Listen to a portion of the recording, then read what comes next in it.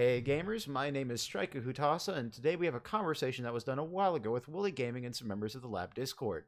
This is the uncut version that you can, as you can see, is almost 3 hours long. For the super short version, look to Wooly's channel in the description of this video. You can also find links to both of our Twitch channels, his Discord, and the Risk Rain 2 Lab Discord.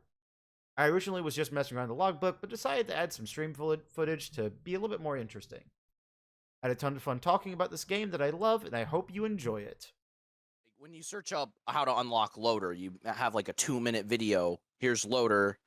Here's how you unlock loader. Boom, done. You just give them the information. Yeah. And a lot of your ranking videos that judge the items, they are also catered towards new players, and I feel like they're not like, I'm just assuming this. You can correct me if I'm wrong, but they're not that in depth. What am I correct on assuming that, or is that you're talking about the character guides versus the new player focused content?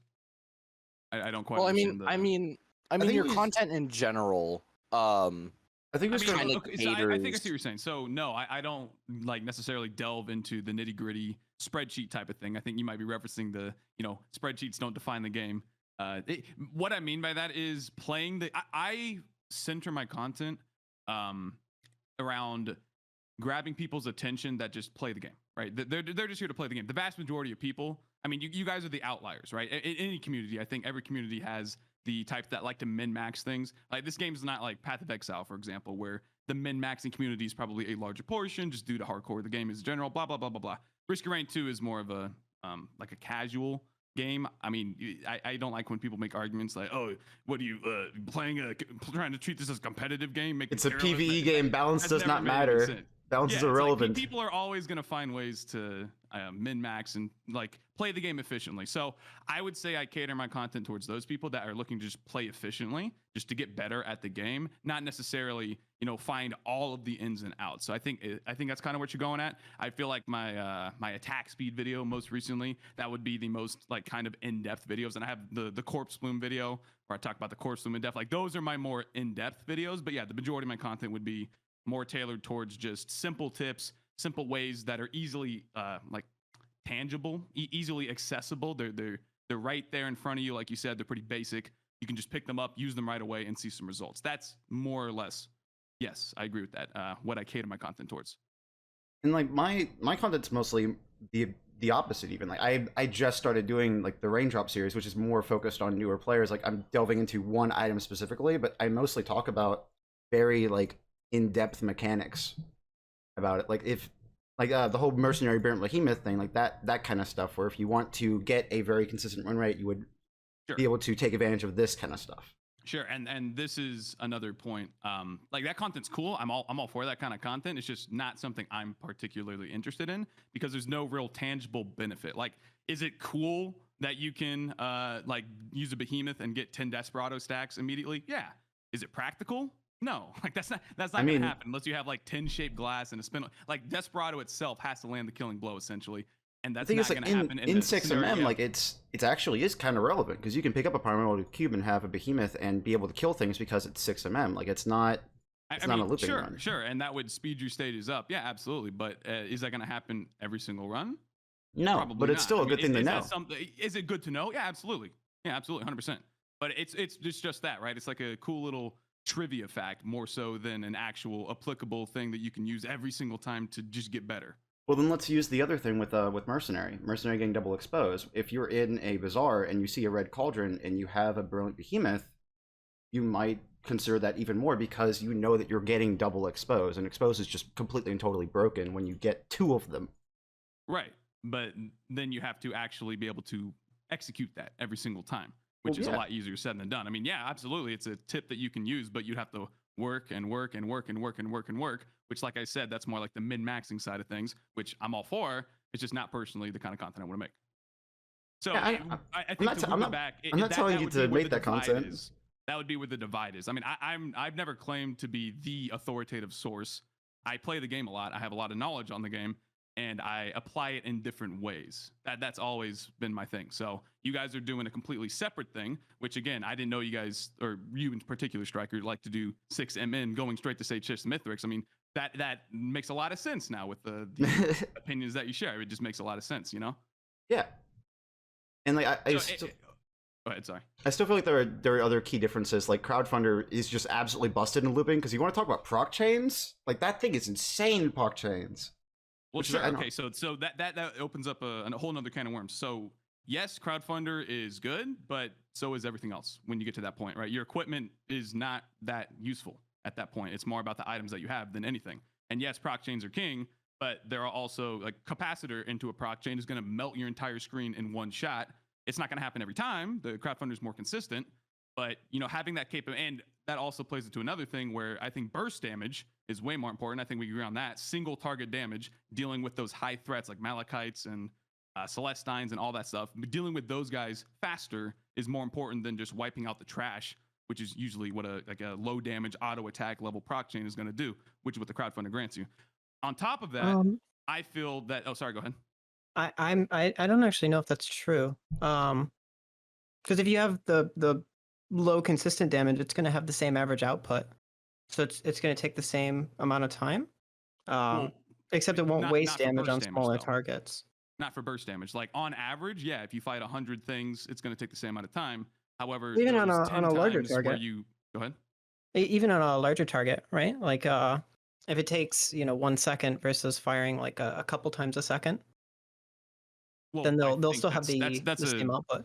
That's an underestimate, because if you have a real capacitor with multiple crowbars, multiple ice bands, capped crit, you're going to instantly obliterate something, versus with a Crowdfunder, you would need the same thing plus a lot of bleed or some other form of ATGs, for example. Like you're going to need a lot of additional stuff for a truly like single target source. Well, I would assume it would be like ATGs and ukes and stuff. Because the burst is definitely like crowbar band synergy. Right. So that just comes back to, I value being able to instantly take that target out, if only for, I don't know, like 1 out of 5 times, 20% of the time, versus Crowdfunder is going to be consistent the whole time because it's mainly DPS, right?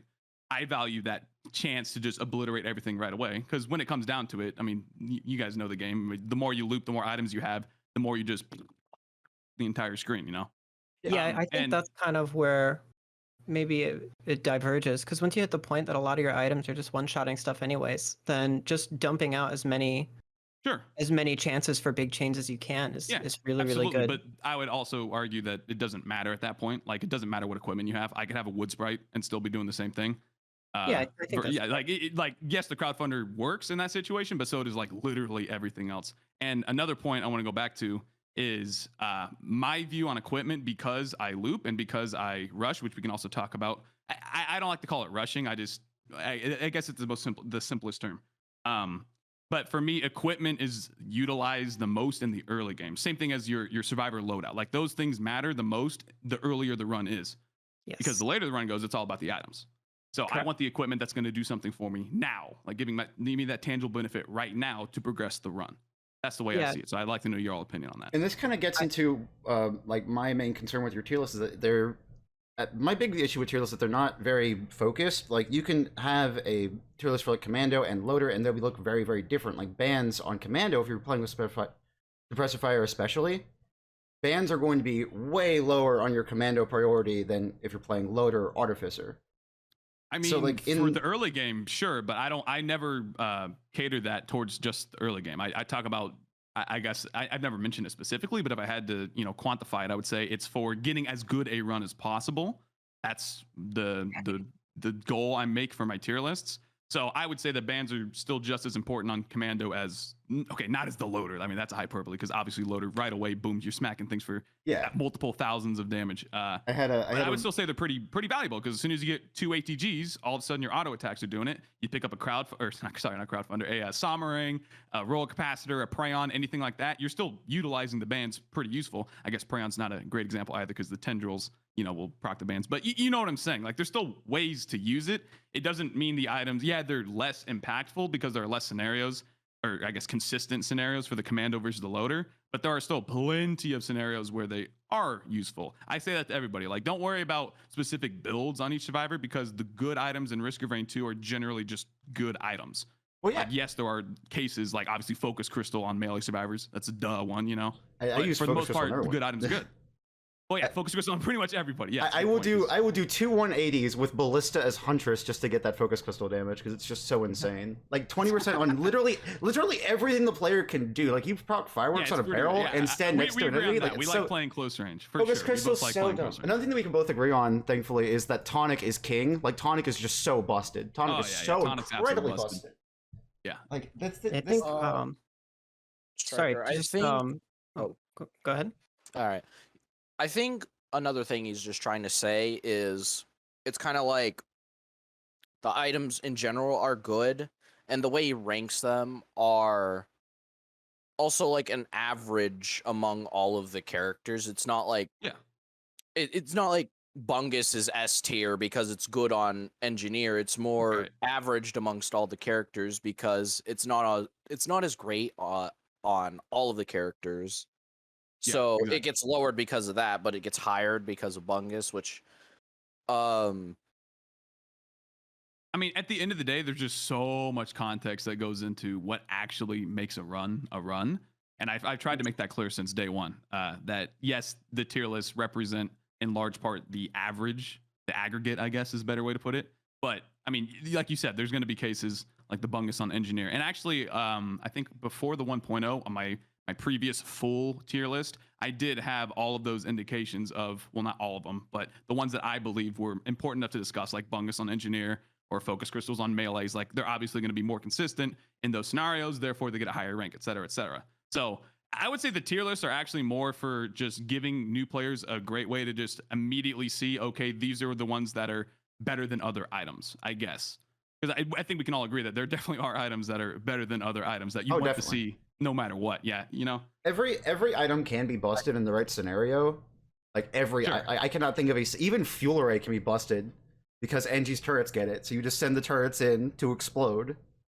And it's just ridiculous. I mean, yeah, you can have use cases for everything. I'd agree with that. I feel like something I would personally do to those tier list videos maybe is I like what you did with how you say it's S tier on this character, but like, you know, worse on this character. I feel like you could do that for like categories as well, maybe. Like if you were going for maybe between first loop, you know, okay, going for Mithrix on the first loop, 6mm, and then looping, and then just kind of mid game, I suppose. But yeah, to tell so the newer players also have a general idea when you want those items as well. Right. I feel I don't remember the actual script that I wrote, but I'm pretty sure, just knowing me and how I write things, I would mention those cases, not necessarily reflect them in the spreadsheet. My whole thing, I think this is just a good point to cover in general, is again, I want the information to be as digestible as possible. I want you to be able to look at it as a new player and immediately go, okay, that's what he means. Like, I agree that the more context I can put in, the better. Like, I'm all for providing as much information as possible. However, in the context of a tier list that's already an hour long, like that would make it so much longer, number one. And number two, it would make it more diluted, because the more stuff I put in there, the more stuff I say, well, actually you can have that, actually can have that. I'd be there for like easily 5 hours, you know? So it's more so a case of, I want to make the content as accessible as possible. Now that also means I'm going to lose information, but by you watching other videos, or especially like you just said, different items function differently on 6mm. I would say Eclipse difficulty, you know, similar scenario, versus looping. Well, that's why I have the Eclipse guide. So if you're looking for that kind of information, then you go to the Eclipse guide, where I mentioned the items that perform better and why they perform better in those scenarios. So I feel like, yes, I could do a better job of like putting it all in the same place. I agree with that. But again, it's more a case of I don't want to just oversaturate people with too much information. That's never a good thing in my opinion. I like having 2 different videos, like 2 different tier lists for 6mm and one for Looping Woodwork. Because like you mentioned Eclipse a lot, here's the thing. Like I didn't know about 6mm until you guys told me about it. So I not to say the other people don't do that. It's just maybe that's not what they do. Maybe most people just like to loot the game, Or if they're gonna go straight to Mythics, maybe they're playing Eclipse difficulty, which I do have a video on. It's So insane that you I don't think haven't- it's in. Go ahead. It's insane that you haven't heard that because a lot of people play the game that way. Like that's how, because again, like how the promo teleporter is just at its default state. Like it's your True. default is going to Mythics on stage 6, True. which is And I think that's like I said, I think there should be some improvements there because I feel like looping is number one, very fun, especially to a new player who hasn't experienced the game before. They're like, "Whoa, what do you mean I can Right. keep going and get more loot? and it's stacks? really- What the heck? That's crazy, bro." it's really fun Yeah. to just obliterate everything on screen. Like I am not arguing with you there, and I think no, it should be that's- more that's a like fair Risk of point. Rain 1. Sorry, go ahead. Sorry. I think it should be more like Risk of Rain 1, where it's like very obvious that you can loop. Because in Risk of Rain 1, you go to the last teleporter, and it's like press G or whatever to continue looping, and press F to go to the final boss. Like that's what it is in. I can't remember what the actual controls are, but that's how it is in Risk of Rain 1. And in this game, it's not very obvious whatsoever that you can mess with those Yeah. prongs. They have a pinned comment in the Discord telling you about the prongs. Like it's so. Yeah, it is pretty convoluted for sure. Those things need to glow or have like a big red arrow pointing to them or something. Yeah, like we said, they should do the lunar seer portal. Just make it the final stage, and then you make the prongs glow, and then boom, you hit the prongs that changes the portal. Boom, done. Yeah, exactly. Then new players will know. I think we've diverged a bit. Yes, we have. We very much A have. little bit of a tangent. I don't think you've I've, ever watched any of these videos, but I'm used to, and I plan on going back to it. Rainy Day Discussion, which is basically just a podcast where we talk about one single item for like an hour long. This is exactly what it feels like. We just go on random tangents. I guess just to like pivot all the way back, all the way to just like equipment decisions in general. I think equipment is a lot harder to kind of average. Like something like the crowdfunder, I would say, is not very good on stage like 1 or 2, and debatably stage 3. Something like the Prion is usually overkill and generally not really applicable very early. But I feel like because you've only got one equipment, like knowing your options on when these are good, when you want to pivot between equipments is Yeah. not necessarily a distinction worth like rating for, but I think that's like relevant in the average, which is why I Sure. think like I think the crowdfunder is better than a lot of people give it credit for, because it is very, very strong on stage 4 and 5. It's very strong against Mithrix. And then once you start looping, it's effectively free, and it has no overhead compared to something like more bursty. I think it's like a parallel maybe to like Sommering, or like the backup is just like consistent damage. Sure. So the thing with that is, sorry, I didn't want to cut you off. No, More. I would say it's not as consistent because it forces you to tunnel on one specific thing. Like that's my big gripe with crowdfunder. Like, yes, you can utilize it stage 4 and beyond. Like I'd say the sweet spot stage 4 to stage 7 ish. That'd be the Yeah, sweet I would spot. agree. And yeah, it definitely has its uses, absolutely. But I would rather take something else that I can just dump and go. So like the best example would be a capacitor, right? Such a low cooldown. You use it once, it's done. You wait. And Spinel Tonic, I mean, I think we could all agree Spinel Tonic is just Tonic is Tonic. It's so that's gonna be stupid. the best It's choice so in every stupid. scenario. Like I showed you the funny melee accurate bite with Tonic because it gets a 300% regen boost. Like it's so Yeah. like I've had runs where my regens hit like 700, Yeah. and that's in 6 That's not even looping. My regen is 700. Yeah. Like that's so stupid. I guess it's- like sorry, go ahead. Okay. Okay. I think the difference maybe that was construed as like maybe like misunderstood is like a difference between something that is very good, something that has like its uses, and something that is just bad. Sure. Because I think a lot of people end up misconstruing things that are not someone's like preference, or that like have a more specific use case as just being generally bad. Sure. And you get a lot of people that will like flame you for like saying that it has a use even. Yeah. I mean, yeah, I'll take credit for that because I'm assuming you're talking about the crowdfunder and people hating on the crowdfunder specifically. I mean, yeah, it's no secret that I don't really like the crowdfunder. But I would say it's like I have it at a C rating. Like, so that's not a bad item. That's just, it's average. It has its cases. And obviously, like we said plenty of times by now, there's a lot of context that goes into this. It's not a C rating, period. There are times, There stage is 4 to no- 7, where it's really good. And then there are other times where it's not so good. And I guess to tie it back, it would be a couple of factors. Again, you have the tunnel vision on the same exact target, and if you deviate only even by a little bit, your shots are going to miss. So it's not like you're getting 100% uptime on the crowdfunder all the time that you're using it. And especially for a newer player, knowing when to toggle it on and off, like a new player is probably just going to hit it, let it go, maybe forget about it, and then they'll be like, oh crap, where's all my money? Or they won't know about the brittle crown interaction. So if they have a brittle crown, they're getting free money, then they get hit. Oh, there goes all their money. So I would argue that in those situations, it's better to have something that's, you just use it, let it go, forget about it, then it comes off a cooldown, do it again. The crowdfunder's not that at all.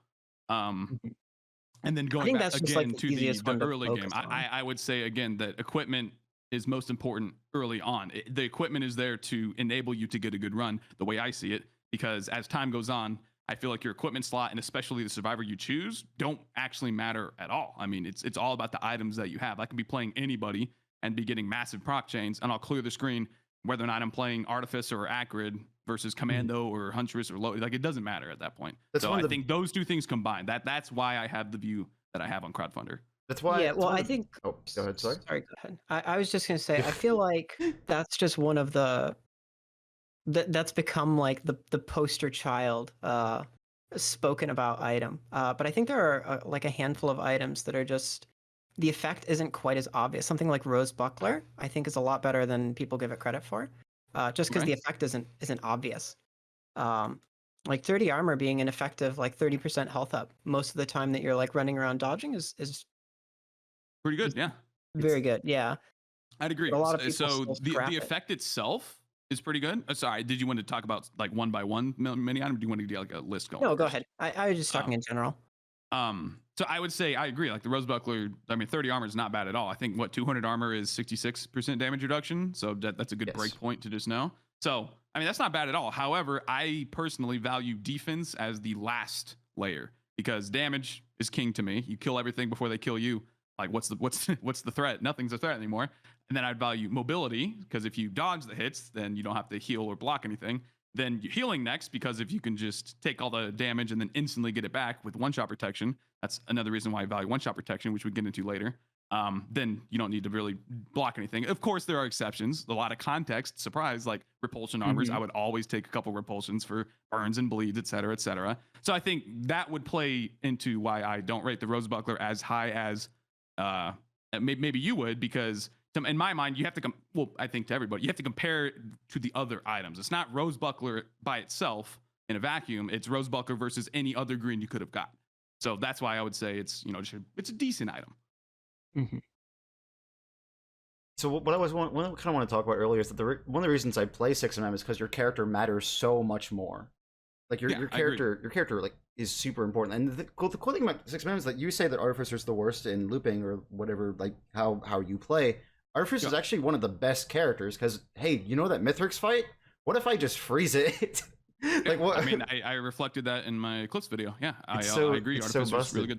So busted. And like also another thing with Artificer is that every single proc item in this game, besides like tri-tip daggers, is total damage. So yeah, you're not proccing ATG missile a bunch of times like you will Commando. But when you do, it hits harder. When you do, it hits insanely hard. So I don't understand what people are saying. The capacitor crowdfunder thing. No? Yeah, exactly. Like consistent small procs versus larger burst ones. I don't understand why people are saying that Artificer's so bad when she has really good damage. For consistency's sake, because I have had plenty of runs, and I'm sure you can relate too, even on stage 5, where you don't get the right items, you don't have a single band, you don't have a single pair of crit, and you're done for with Artificer. I mean, you can throw out your bomb or your spear, whatever your preference is. You can freeze stuff with your wall. You can float with whatever it's called, Ion Surge or Flamethrower. It doesn't matter, but you're going to be struggling because you don't have that consistency because the primary attack. I think that's part of the reason. That might be the biggest point where we diverge. Is probably the amount of item consistency that you get depending on how many items you pick up by a certain point. Okay. Where when you're at stage 5 with like 40 or 50 items or so, you're a lot more likely to have hit those valuable synergy items. Like you're incredibly likely to have hit at least one band or like a handful of crowbars or something. I agree. Yeah. Yeah. Like the biggest thing So- with rushing versus fulling is that I feel like rushing has gotten worse. Well, your style of play has gotten worse and worse over time because items have just gotten buffed. So like bad RNG like doesn't really exist anymore for the most part, at least in 6mm, because you can get if everything's busted, there's not really much bad RNG. Like you can get runs like I just said Well, that one time with I like don't quite understand. I would heavily disagree that everything's busted. well, I not wouldn't say that everything's at all. busted, but I'm I think hyperbolizing most here, but- combinations, there's some way that you can pivot around the items You can you've make been do with given. it. Yeah. Yeah. Okay, I would agree with that for sure. And it's we talked about like there are going to be runs where you get like all you get is bungus and brooches stuff like that, but that's going to be like very very few, and Right. it doesn't really matter at that point if you're rushing or full clearing. If all you're getting are these really bad items, then what's the Well, point? I think I would disagree, right? Because if you're getting less items, it's a lot more likely that you're going to run into those scenarios where Yeah. you haven't gotten anything that is what you want that synergizes well. Yeah, Sure, so, if we're like- talking only about loot. So, a couple things on that one. First, I agree that the game has gotten easier, quote unquote. Oh, I think yeah. it's partially because the Way community, we've been just playing it for a long amount of time. Obviously, you're going to get better at the game as time goes on. And also, items have been buffed numerically, so it just makes the game easier. However, I would say that that's us, the people that play the game all the time. Maybe not all the time, but we have experience with the game. We're not new players. And again, I cater my content towards the newer players. There's specifically like tier lists and stuff. Those kinds of videos are made for the newer players to largely just understand the game, get an easy, digestible way to understand the game. And I would say that nothing has changed for them. Like they load up a game of Risk of Rain 2, they just bought it, they go in the Rainstorm difficulty, they're gonna get slapped around on stage 1, no matter what. Like that's just inevitable, right? Yeah. I remember my first time playing, I got annihilated. Like I think stage 4, I was so happy to get to stage 4 after like 2 days or something. I don't remember, but so in that scenario, nothing's really changed. Like new players are still going to struggle because new players don't understand the nuances and the intricacies, the context of, okay, I have these items, I can do this versus that. I can spend a little extra time here because I got this item, or I can just go straight to the TP and go to the bot. Like they don't understand that. They don't understand how they can use 2 war banners to their advantage versus, I don't know, 2 stun grenades or something. I don't know. Like I'm trying to pull hypotheticals out here. I know, yeah, definitely. I know. I think you understand the point. Like they're never going to understand that simply because they're new players. I mean, that's the only reason. They're going to have to get better at the game and over time learn that. So my big point with why I play, I just like the play style. Number one, that's personally why I do it. I hate sticking around and just waiting for stuff to spawn. That's the most boring thing. Bar charging the teleporter. Dude, I don't know why can't the teleporter is freaking 90 seconds every single time. Like, come Dude, on. I'm I don't so know why the dumb. final stage is a teleporter. Hello, after you just the boss, you have to charge another teleporter. It's so the dumb. last thing. And it's Anyway. not even hard. Like Void Reavers pose no threat. Like I have started It's doing a slow. thing where I stay in the ship itself and just try to dodge the bubbles because I'm so bored. Yeah, we're going off on another tangent here, so I'll loop it back. Yeah.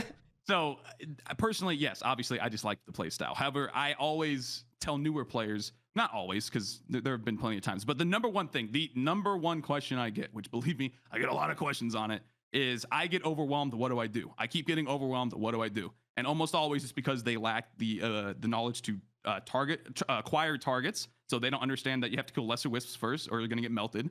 Except if you have repulsion armors, then you can ignore them entirely. Like they don't understand any of that. So by far, the most helpful advice, because I get feedback on it afterwards, is, oh, thanks. I didn't know that if I spend less time on the stage, the monsters don't scale as fast. And that gives my survivor innately more power because I'm with the XP that I've gathered. I do more damage. By myself, I do more damage. I don't need the items to do it for me. And that is further extrapolated with, and I think we can pivot to another topic here, which is the amount of items you get. I mean, yes, obviously, the more loot, the more chances at loot you have, the better loot you're going to get on average. That just makes sense. You just get more items.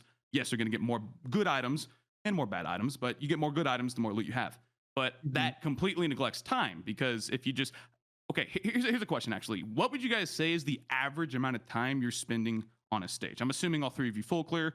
Or maybe not. Maybe I shouldn't assume all 3 of you, but is that the normal play style? You guys full clear most of the time? 5 to 7 minutes is what I would say. And I full clear. I think pioneered a lot of pushing the idea. I feel like this is probably one of my areas of expertise. I'll spend like the first or second stage can be pretty small, and you could get away with spending like 6 minutes. I spent 12 minutes on stages 4 and 5 before. I just stay as long as there is stuff to get.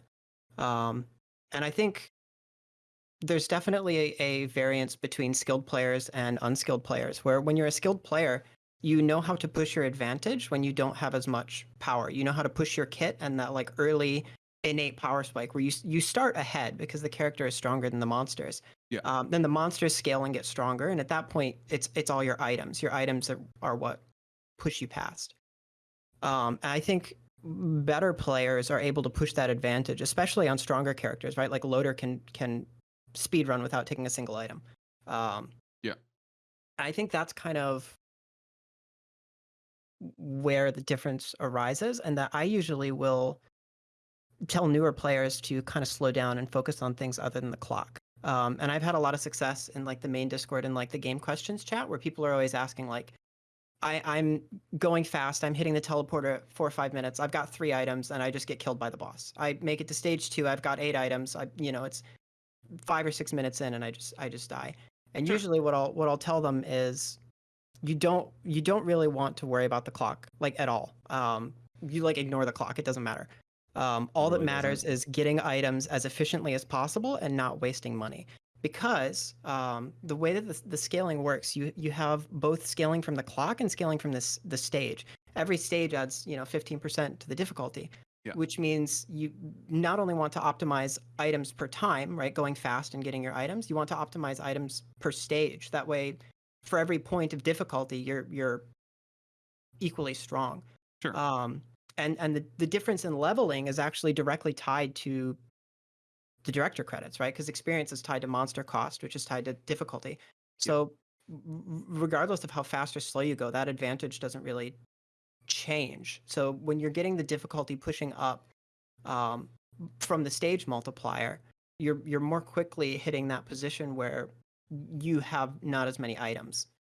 Well, I disagree with that it doesn't go up because I like even today on my stream I hit stage 4. I had 2 combat shrines. I instantly had enough money for the legendary chest. Like that doesn't happen. Like that's definitely a factor of going faster. I mean, if you're going slower, then yeah, you still would have got that too. But that even snowballed my lead even further. So I would say that's not exactly true. That it doesn't matter, or that the discrep or not the sorry the what am I trying to say? The director's credits versus the tangible benefit you get from it, that definitely does differ. I don't know what the exact formula is or what the exact difference is, but I would say it definitely matters because if you get a combat shrine on stage 1 or 2, that's going to afford you like maybe 2 chests versus on stage 4, like I said, just gets you like the whole stage pretty much right away. So yeah, I feel like there's a difference there. There's the way that chess scale is actually slower than the rewards you get from enemies. So actually, the higher the difficulty coefficient when you start a stage, like you're going to gain gold faster. The harder the game is, basically. That's why early on you have to sit and farm, and then once you hit like stage 5, 6, or God forbid 7 or 8, you kill one thing and just walk around the stage and open everything automatically. Yeah, exactly. And then the other reason that I think this is a strength against like skipping items or going fast is, I mean, the whole goal, the reason you go to the next stage is to get more items, right? Like you're moving on to just like refresh the pool. But chests only scale when you enter a stage, whereas the rewards scale the entire time. So chests effectively get cheaper the As longer time that you goes stay on, as on a difficulty goes stage. up. Yeah. Yeah. Whereas when you're going to the next stage, you're losing all the money that you've got banked. You're bumping the difficulty by 15%, which puts you behind initially. As soon as you start a stage, you're always about 15% behind. You got to catch back up. And then also you're bumping all the chest costs up, not just by 15%, but by all the time that you'd already spent on the prior stage. So it seems like you're just kind of like, if you leave items behind, you're just doing the same thing, but with less resources. I can see that. I can see that. I mean, I put out a video a month after the game initially went into early access. And in that exact video, I detailed what you're saying right now, which is people are going to have different play styles. I think that's probably something we haven't hit on yet. And that's your play style is more akin to taking your time, taking your slower pace. And therefore, the people that you have given the advice to, they also probably have that play style too. Same thing with me. I have the rushing play style.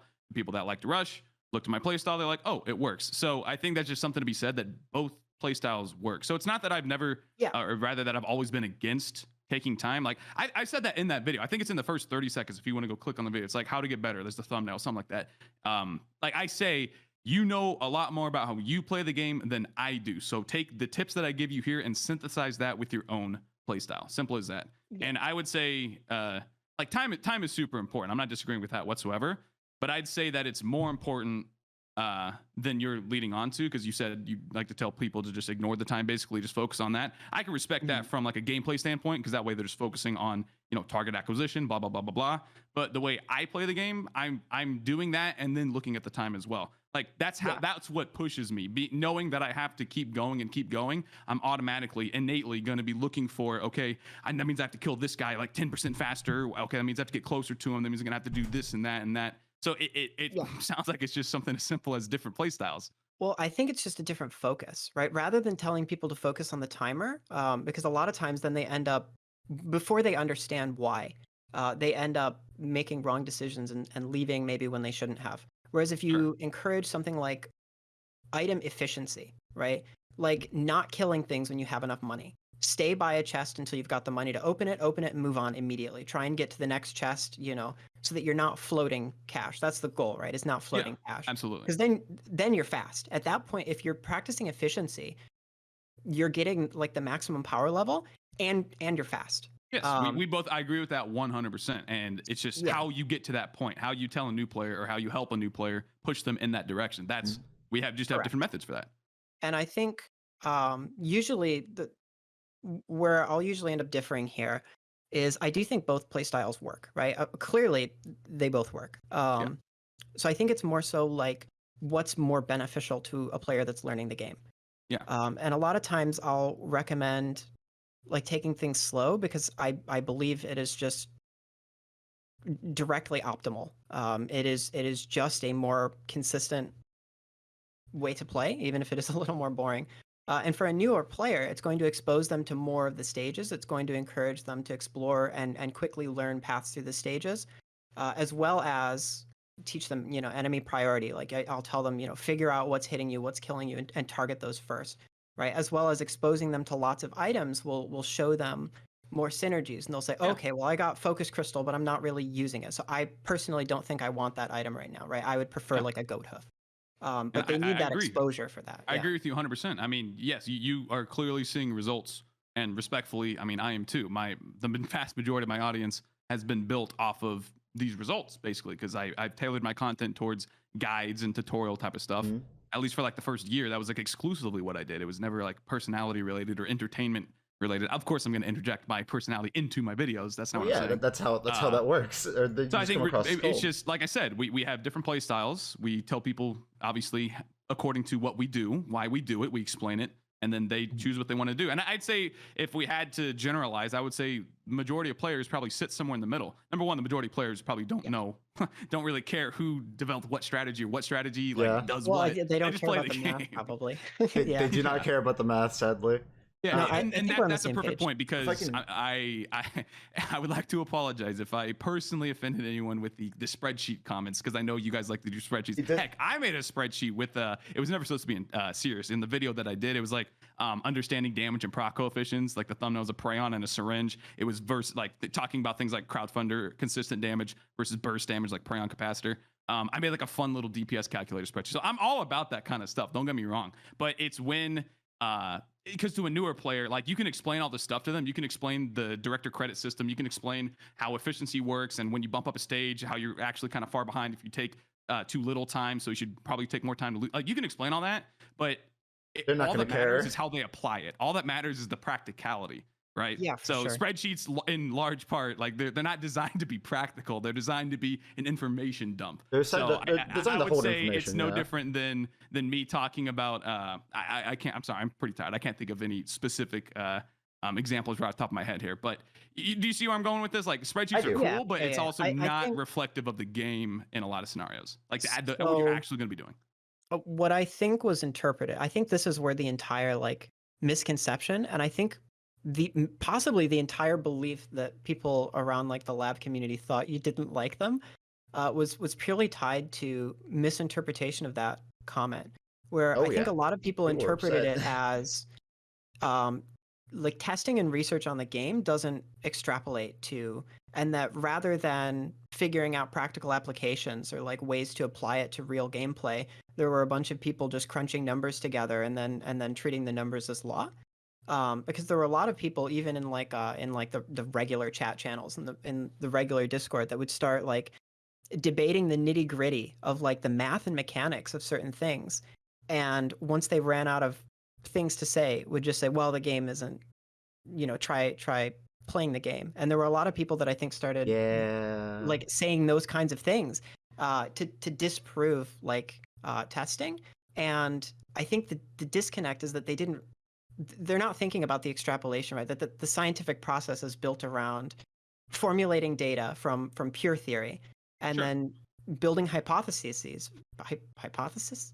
I think you got it. from Hypothesis. from those theories, right? And Yeah. then testing it in the real world and discovering like, oh, okay, this matches theory. Or, oh, this is too hard to like consistently Sure. hit the And theory. Right? I would say that yes, that's the function of those things, but it's easy to just get lost in the numbers. Meaning, going back to the crowdfunder, I mean, it's a very important distinction that you're not always going to be focusing on the same target. Like that's not something you can mathematically compute. That's just a gameplay thing. Like who knows if you're trying to kill let's say a blazing parent on stage 5 or let's say a grandparent because they're tankier.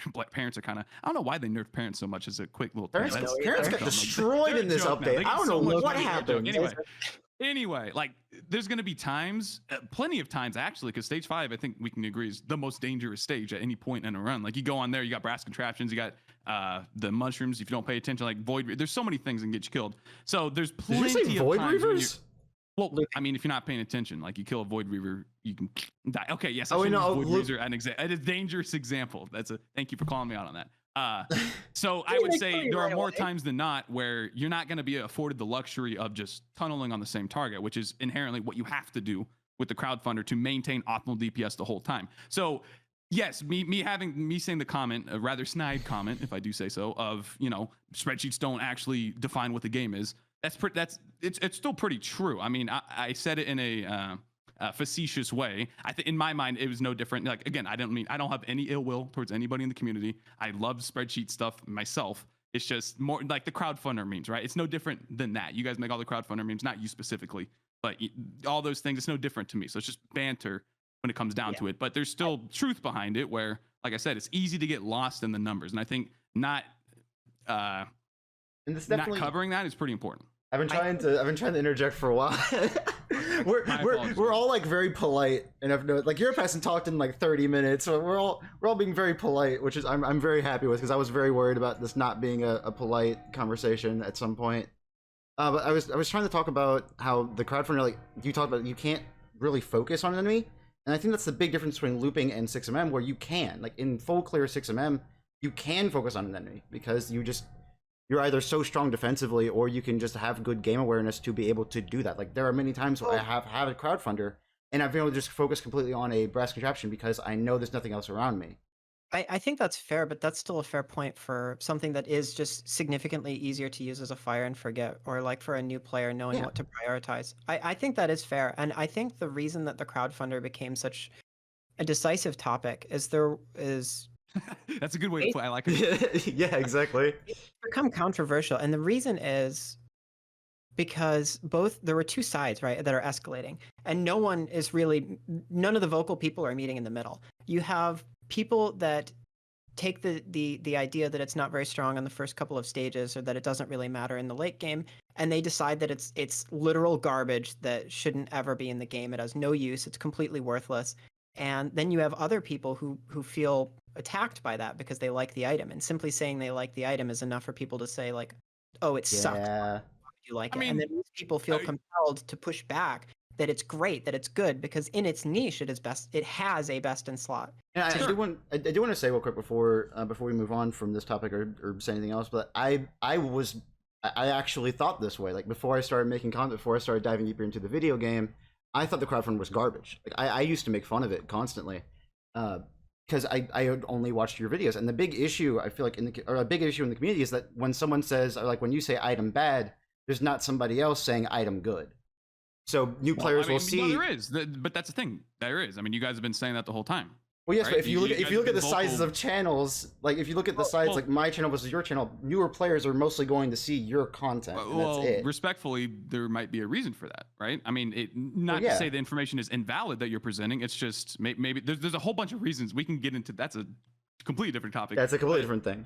I would say respectfully, there's a reason. Like I didn't just get the audience, right? The Oh no, audience no, came to me. I'm not saying that. The reason I'm saying that is that Slay Aspire community is also feeling this as well, because Jorbs, who's like the biggest Slay Aspire content creator, says card bad or card good, and there's not really anybody else of the same like level saying no, this is good, this is bad. Like saying that there's like one big opinion out there, and that's kind of it. Sure, I don't quite see the issue though, because that's with a lot of things. I mean, there's going to be people that appeal to more, and there's people that appeal to less. I mean, think this is less relevant nowadays, if I'm being Oh completely yeah, honest. nowadays. I think this was a bigger issue maybe in the past. I think a lot more people have reached a lot more nuance. Like I think the last tier list experience. I mean, especially- it's as simple as people have Yeah. played the game more. Well, There's more if people you- that play if the you game, look number at, one, like, and people have played the game for a longer amount of time, so they're better. if you look at the 1.0 tier list, a lot more stuff is kind of more middle ground. There's a lot less items that were ranked like D or like not good. Yeah, 100%. And I Um, made sure to do that because I knew that there was, like I said, there's a lot of context that goes into these things. Oh, Trust yeah. me. Very I much don't so. ever try Well, and very, explain very much myself so. gotten as better. the pure Actually authoritative insane. source. Hey, my tier list is definitely how the game works, guys. Definitely just look at everything at face value for sure. That's all there is. Just a rating. Yeah, I've never tried to claim that whatsoever. Oh no, I know you have, but the issue is that people will see that and then think like, and it sucks because like you in every single one of your tier list videos you talk about context, but then there are players out there who just completely ignore that. I mean, dude, that's going to Completely be with ignore that. anything. That's Yeah, I gonna know be it. with Like you anything. can't And help talking that, about- and it sucks. You mentioned, I believe Charlie. Is that correct? That's your name, Charlie? Yeah, correct. I believe you mentioned sorry, I'm drawing a blank here, but new players being people that enjoy the crowdfunder being attacked for simply joining the crowdfunder. Oh, yeah. I see that no different as someone playing Drizzle getting attacked for playing Drizzle. I mean, that stuff's gonna happen. I don't Yeah, condone yeah. it.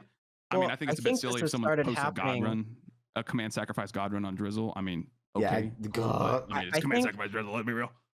Unfortunately, this is just the nature of people because you're going to have people. I try my best to tell people not to do this, but you're going to have people that look at numbers and optimal gameplay and become elitist based on optimal gameplay. Mhm. Like especially before the most recent patch adding focused assault, a lot of people were like would make fun of other players for using eviscerate on mercenary because it's significantly lower like AoE and DPS as compared to Wait, really? Slicing People wins. made fun of not taking eviscerate? Yeah, because there sorry, were opposite. it's a Slicing lot wins. smaller. It's a lot smaller because the new player that are going to avoid more like niche or high skill ceiling stuff Yeah. is probably going to be a larger. So you're going to have naturally, if it's 5%, you're going to have more bodies. But there are people that are more or like completely flaming people for liking suppressive fire for basically the same reason. Sure. Um, I mean, that's just going and to I happen think they too. I go- mean, I don't yeah, think they go that's both anything we ways. can solve. I mean, that's just Yeah, player. I mean, I've been guilty of the same thing, just flaming someone for not a random person, but like my friends especially. You know, oh, you like that? Are you kidding me, bro? Come on. you're like, yeah. I just figured it was worth mentioning just because if you're talking about a tier list and you're talking about some level of people that are going to ignore a disclaimer and just take it as law. yeah, Sure. Yeah, that's. I trust me. I find it just as frustrating. Like I've said again since day one that if you find the game fun, just play it that way. That's as Oh, yeah, simple like, as if that. you It's a enjoy video it, game, if you Play enjoy, the game you want to play. I say this all the time, no matter what I'm talking about. It's you are playing this video game to unwind from like school or work or something. If you enjoy Drizzle Swarm Sacrifice Command, then freaking play it. Like I'm not going to yell at you to play Monsoon. Play the game how I like to play. Just, Right. It's a video game. If you enjoy playing it, play it that way. But when you say like, "Hey, this is optimal," Yes. then we have to that's talk when about it comes numbers. in. Yes, that's when I those think discussions that's- come to play. That's the biggest issue that I've come across is a lot of people arguing that something they prefer is the best or like optimal and that everything else is bad. And it's really, really hard to get like nuanced discussion in those kinds of areas a lot Sure. of times. Especially since human beings don't want to be proven wrong. Human beings do not want to be told like, "Hey, the thing that you think is optimal is not optimal." Like that's not. You don't like to be told that you are wrong. Like that's just a part of human nature. Yeah, absolutely. And I think feeling personal attacked when like a preferable play style is not optimal, I think some people can feel targeted by Oh that. my gosh, that's very true. Good lord. Anyways, that's kind of, I think we agree on that point. So I don't know how much we want to Yeah, I don't know how much you want to talk about that. hang on it. Yeah, it would be more of a question of, well, then how do you define what's optimal, right? Like which one is the optimal one? And Yeah, that's well, what what we've been talking and about the that whole I time. think is, it definitely comes down to where the theory finds a lot of things that are side grades. And finding things that are actually like optimal is not super common, or there's so much nuance that theory doesn't work. And you just Yes. can't build, like, if you can't use theory to compare white items. I think this is like part of the disconnect between tier lists for a lot of people. Is like it's not really possible to theory out the real map. Like, how do you value 14% move speed against 20% damage, right? Like, and that's where I think you're trying to capture an average, and that's okay. But a lot of other people are trying to internalize like a deeper theory to that, and they can't make sense of it because there's too many Right. variables. Yeah. And again, I've always said there's way too much context defining a run to actually have these as face value 100% of the time. I mean, I've even said, like, there's going to be times where a crowdfunder is useful, just like there's going to be times where a capacitor is useful, right? They're just, and you can extrapolate that to literally every single item combination in the entire game. Yeah, I'm sure again, it's large. It's too hard. Yeah, it's too hard, and it's not supposed to be done. That's the thing. I've never wanted that to be done either. That's never been the goal of my content. As I said at the start, I've always just been trying to appeal to new players, show them the information that they are probably looking for in the most concise way that I know how to do it, and then leave it at that. Obviously, a tier list is going to bring more divide because people have different opinions on different items. And as you said, as time goes on, I feel like I've been more objective with the tier list. Not that I haven't been objective. I mean, I don't know how long you guys watch my content, but the very first tier list that I put out, I think was like April 4th. So not like maybe a week after the game came out. I still have that video on my channel. It's just privatized, so no one can find it. That's a garbage tier list. That's a straight. I've been watching you. I've been watching you since the second tier list. Like I remember, like the first video I watched of you was right, and I think that was pretty trash too. I'll be honest. I think that tier list is pretty trash too. Of course, the context of back then, don't have enough information. The items are way different, obviously, but the game is way there's just so much information that goes into something like that. Like full clearing. I think that's hard. That's hard to get across. Like, how do you quantify that? Right? Is it just number of hours you have in the game? No. Obviously not. I mean, that's an important factor, sure, but you like can't quantify it. There's no system in place, and I don't think there's supposed to be. It's not a competitive game. You're not like you can be racing against the clock, or you can be farming each stage. It doesn't matter. Like, you're going to get good results if you know how to play the game. The question is, well, how do you figure out how to play the game? Yeah, and speaking of multiple ways to do that. Speaking of how like the game has changed, like Europe, to get him hopefully back into the conversation, and a friend went through and played through all of the content updates. And back in CU0, you had to rush. Like, there was no other way to play the game. Like, you were going to get owned because items were just so bad. Like, there were so many bad items. It's like you had to rush, and you had to keep your character's kit as strong as humanly possible the entire time. I think it was so insane. Character, like actual player, we've had a lot of power creep, and then the difficulty scaling has also been pushed up to compensate with that. So I think early on it was just a completely different climate. Well, compensate in quotation marks is definitely not enough to.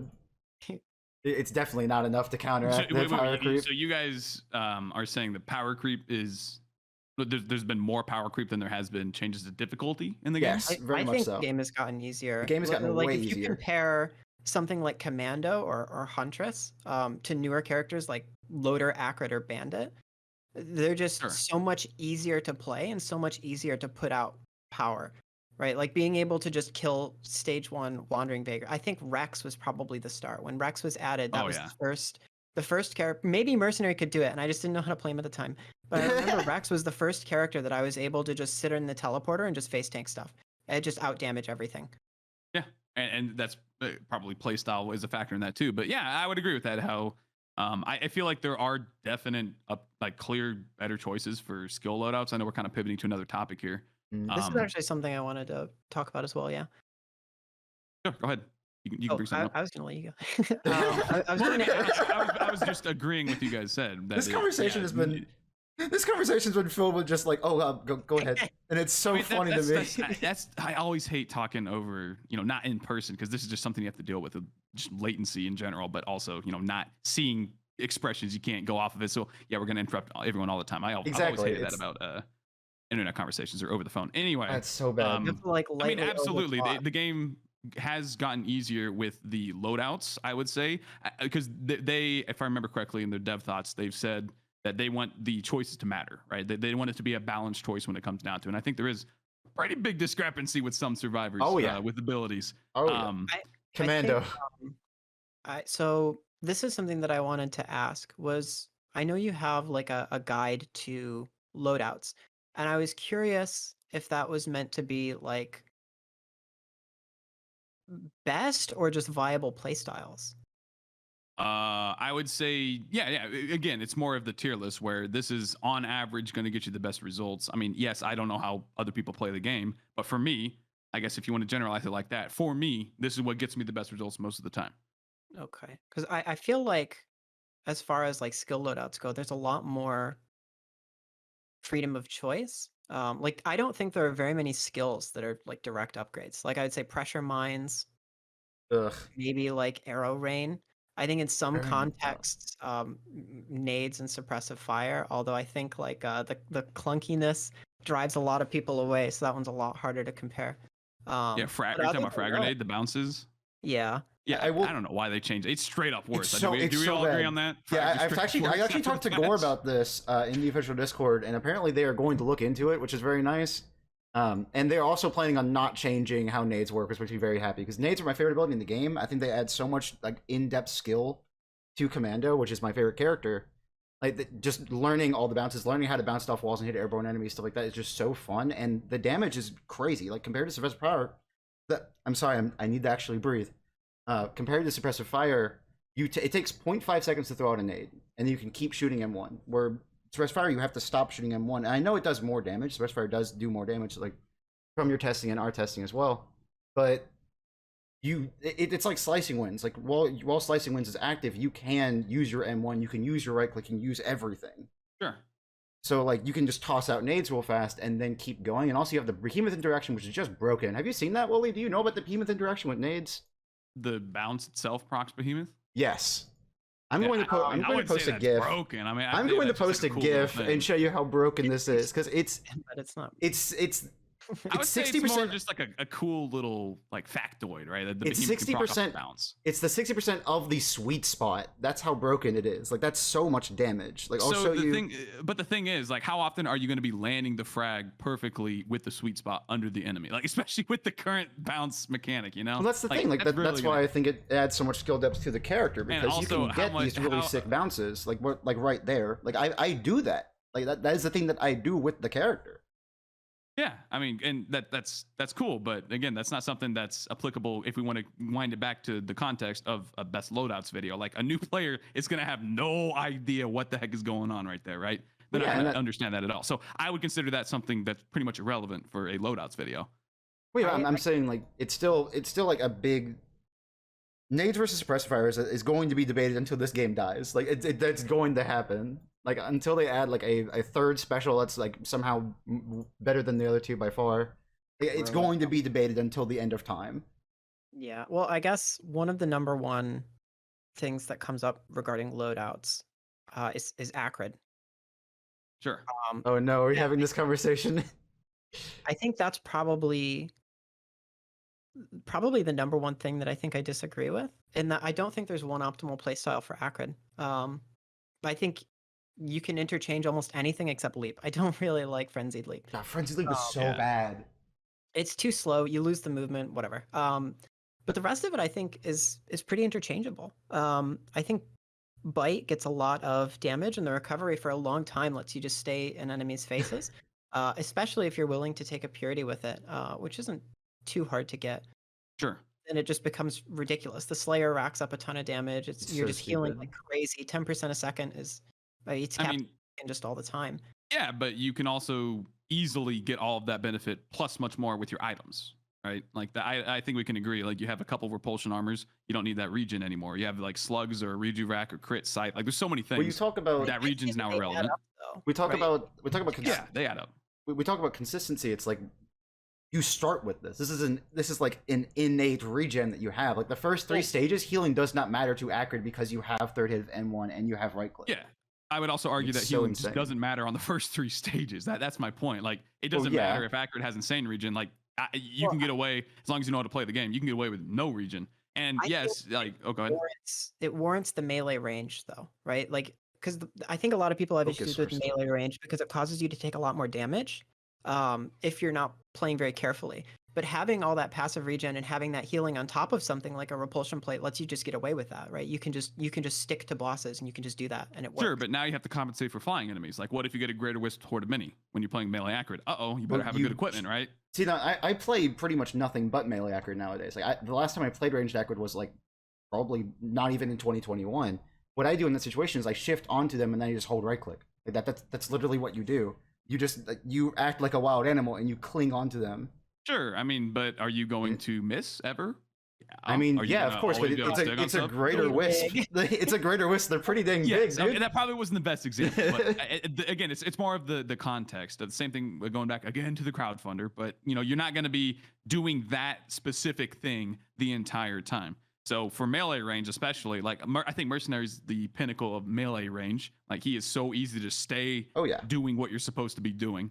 Loader, I think the playstyle of Loader is more of a pseudo range. You just punch, wait for punch, punch, wait for punch, punch, wait. Yeah, I guess pretty much what you do. Loader's a ranged character. It's just she's the bullet. Yes, exactly. exactly. You said something in us. That's why I would say, and again, of course, we have to keep in the context of a new player. Like, number one, a new player probably doesn't have purity. Number two, a new player won't understand how to stick on targets and that they can stick on. Like, that's a big thing. New players get scared all the time. Like, they don't understand what their current power level is. So they see their HP dip for a second. They don't know that if they just press M2 with melee accurate one time, they're going to get all their health back. I mean, probably not that dumb. That's not what I'm saying. But they don't understand like how all these little things play together. So it's just easier to poison something for 2 seconds, or rather every 2 seconds, because that's the cooldown of the neurotoxin, and then just run around in a circle, right? That's so much easier, in my opinion, which is, again, why I recommend that loadout.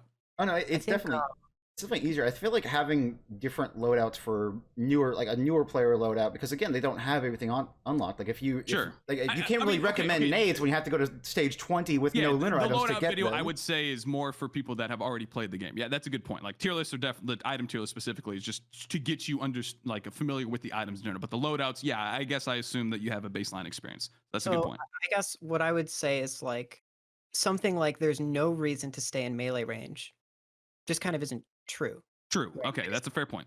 On your playstyle, right? So it's both are side grades. So it would be, I guess what I would say is like, because they work together, rather than having one be better for a certain playstyle, it's worth it to me to like explain both playstyles. Because we haven't gotten to Blight yet, but Blight is a fun one. No. But just in general, I guess I think that's kind of what I end up taking away a lot. Is like, oh, but this strategy worked. Like, just because it doesn't match this one way to play, you can just play a completely different way with these abilities, and it works quite well. Sure. I mean, for your playstyle, again, I relate these things to my playstyle. I try to, as objective as possible, relate it to the game, but of course, that's not going to happen all the time. And maybe it's just a misinterpretation thing then. We're talking about I don't want to seem like I'm deflecting there. I can be more specific, more clear with the melee versus the range play style. It's just that I value the less thinking the game makes you do, the better. That's what I value, I guess. So it's pretty self-explanatory that you're gonna have to be doing a whole lot more for melee accurate. Not that that's inherently a bad thing. It's just if there is a play style available that has comparable results but with way less effort, I would say by definition that's more optimal. Well, the thing is, if you we haven't even talked about Focus Crystal, and Focus Crystal again buffs everything the player does, including DOTs like Bleed, Poison, and Blight. So even on Poison ranged accurate, you still want to get close because Focus Crystal is 20% more poison damage. And also, again, as I said when we talked the first time, not to mention it multiplies with other boosts of the same type. So like Crowbar, AP rounds, Deathmark. Like Deathmark Focus Crystal is busted on Poison and Blight. Like it's so insanely powerful. I'm not disagreeing with any of that, but it's how often is that situation going to crop up? Especially, it's the play thing, yeah. So all like the time once you get to the point of the game where you, well, no, not all the time. What if you get on stage 5 and there's 3 blazing brass contraptions or an overloading brass contraption or something? Like you're not gonna be able to get melee range on that. Yeah, that's not gonna happen. You know. I completely disagree. Like I play nothing but melee accurate nowadays. Like what I do is like most of the time I will take strides just so I can hover up to enemies and then just bite the heck out of them. Well, okay, but now that's with strides. I mean, that's with even by without, definition. I even want the without strides, loadouts to be as neutral as possible. Like, just you take this loadout. This is how it functions. Not this is how it functions with a strides. This is how it functions with the brutal crown. This is how it functions without strides. You can just wait for them to shoot, then shift onto them, then bite the heck out of them. I mean, yes, but that's a whole lot more. But you could have just been poisoning them the whole time, right? That's, I think, the fundamental difference is like fire and forget acrid. I think is completely different than aggro acrid. Oh yeah. And this is where I think blight has to come into the equation. That a lot of people see that blight doesn't have a percent in it and they think it's trash. And that's generally not true. There's a lot of the time that blight is going to just be doing more DPS. It's just going to outperform poison on most targets that aren't bosses easily. And then on bosses themselves, as long as you're focus firing, you're always, because the problem is when you're using poison and you hit the same target twice, you get nothing. You have no passive. Whereas blight, I mean, you get the damage, you get the 220 or whatever the neurotoxin is, but yeah, you don't get. I mean, from your passive, you have, once you poison something, and you're going to continue attacking it, you have no passive anymore. Your passive is just dealing either 100% per second or some percentage of the health. Whereas with blight, I think it's less worth to talk about the damage per second and more that it's just adding 320% to all of your attacks that would apply it. So if you're focus firing a target, it's very, very easy not only to get higher DPS, but to get a lot more like total value from damage. And that's where I think. Right. And I would say then how often are you focus firing a target? Because for things like Stone Titans or Golems, I mean, obviously those are self-explanatory. Those are easy to deal with no matter what. You just leap into them, stun them, AFK, maul them, they're dead. Right. Those are super easy. But for things, I would say for the harder enemies, which in my mind, like this whole time, I've been thinking of acrid versus flying enemies. Like that's the worst case scenario, right? Doesn't matter how good you are at acrid. The flying enemies are going to be the biggest threat because they're the hardest to deal with. Just naturally, as a melee character, you're going to have that problem. So go ahead. Sorry. No, you go ahead. Finish. So for the blight, like I viewed blight as a worse bleed. I know numerically it's better than bleed, but it doesn't stack. Or rather, it doesn't refresh the entire stack. It just adds a new one to the pool every time. Please don't. They just go ahead. Please, devs, do not make blight reset on stack. It is just going to be the best move in the game by far. Oh my god! Because people suggest that. People suggest these crazy things like Saw having a 2.0 proc coefficient or like blight refreshing. I'm like, what is wrong with you? Yeah, like, dude. People on a quick tangent, very quick. People suggest to me, what if dots had proc coefficient? Like, no, I've tried it. It's as strong as you think. It's ridiculous. It's like, no, you don't want that. I promise, you don't want that. He's like, with most balance changes, the people come to me like, what if this was a thing? What if this was a thing? Like, what if you nerfed the item in this way? What if you buffed the item this way? Like, I can't really think that way. I need to actually play with it. Like, people will say to me like, oh, what if Razor Wire did more damage? Or like, Razor Wire is one of the best greens in the game. Like, it's so freaking stupid. But like, what if? I would probably agree. Razor Wire is broken. what if it had some sort of weird internal cooldown to make it not as busted with Hellfire? And I'm like, I don't know if that would make I don't know how much of a damage down that would be. I'd have to actually play with it. In certain situations, sure. Like, I mean, getting burned by a magma worm or bled by an imp overlord intentionally with a razor wire on stage 4, yeah, you're gonna melt the entire TP. But I wouldn't say it's busted. Using your health as a resource is a big thing in this game because you only really need 1 HP to win.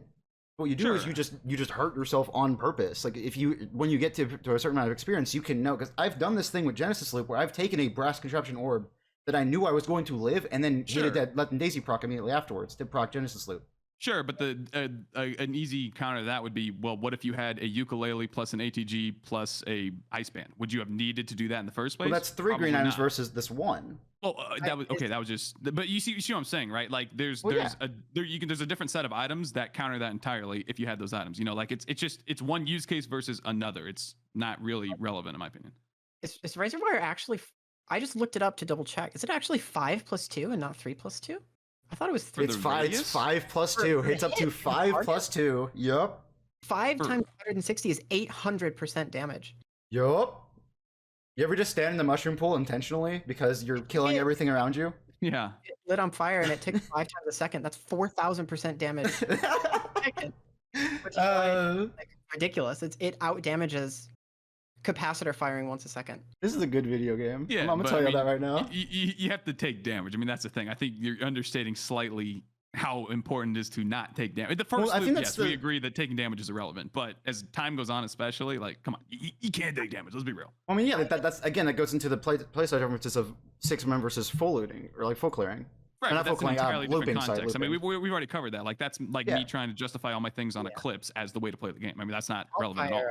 Hellfire also exists, but I think no, absolutely. I'm not agreeing. Hellfire plus Tincture melts the entire game, 100%. Or sorry, Hellfire plus Razorwire. We'll move all the way back, because I think my main contention as far as like Blight, I think every concern that you've had so far, like especially things like flying enemies, right? Like if you say flying enemies are a big concern, I would say not for me, right? Because you either, if they're weak enough, you use R and just Blight just kills them, or you just leap up and hit them, right? There's like a myriad of options, but all of these are significantly more active. I think that's the difference, right? Is it's just the fire and forget playstyle versus like a high priority targeting, melt one thing at a time and move on to the next thing, aggro playstyle. I would say that's the opposite for Acrid, because what I'm saying is he's way more consistent at slowly trickling down everything. With Blight, if you don't focus a single target, you're obviously not damaging anything but that target. Or rather, if you're only focusing on one target, that's the only thing that's taking damage with Blight. With Poison, you can just, I mean, obviously the R, Epidemic's going to spread Blight too, but I don't think we have to explain how after you spread the Blight, it's only going to, be ticking one time on those other guys versus you have to stack it on the single target. So with Poison, you just poison everything, and they're all taking the same amount of damage. Well, relative, 100% versus percent HP. I'd say that's pretty relevant because, yes, bursting, and that's why, again, I would say something like equipment is more valuable on Acrid because you need to be able to deal with those immediate threats right away. So taking something like a Sommering or a Praeon or a Capacitor is even more important on Acrid. I already share the opinion that those are important in general, but even more important on Acrid because your poison is already going to tickle everything else down. Your problem is killing with threats right away, or dealing with threats right away. So yeah, you're right. It'd be a playstyle thing. Because that's where it's like even with Blight, you can like prioritize a single target and then move on to the next one and move on to the next one, rather than like slowly having to deal with every single threat all at once until they all die all at once. Yes, and that's a very valid point, because that is one of the biggest downfalls of Poison Acrid. I mean, that is the biggest downfall of Poison Acrid is he sucks at killing lots of things fast. He is so freaking bad at killing lots of things in a good time. That is his downfall. Absolutely. I think getting swarmed and then having like just lower in general like priority DPS means that you're not taking out those key targets as fast. And if you're taking the key targets out slower, you can't move to the next one as fast, right? Which is, I think, why the either Blight Spit for like a ranged targeting or like Blight Bite for kiting into big AoE, right? You're going to kite enemies, you're going to leap in, bite, and then you can either leap again or leap out and get like huge AoE value. And that's how you end up passing up Poison Fire and forget AoE. Because rather than going around poisoning enemies where they stand, the whole point is like focus fire and like kiting. And I guess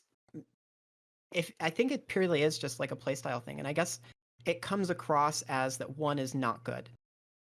And that's a fair point, because I like, except for like Engineer, I think Acrid's my least played survivor.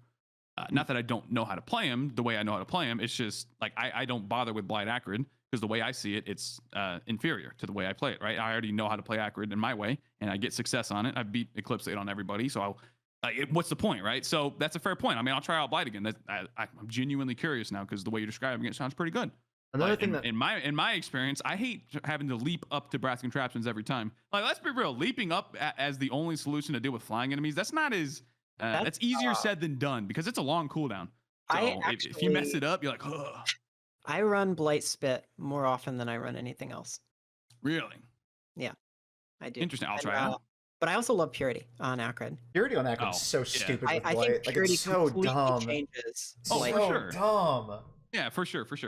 It's so much damage. It's so ridiculous. I think that makes sense though, because for the fire and forget Acrid playstyle, where you're spending a lot of time kiting entire stages with a dot on everything, it is just like everything is recontextualized to just make perfect sense, right? It becomes like the difference between Eviscerate or Slicing Winds, where you're trading single target, like big focus fire, high octane, very active, a lot of thinking and input into your play style, as opposed to a lot more of a safer option.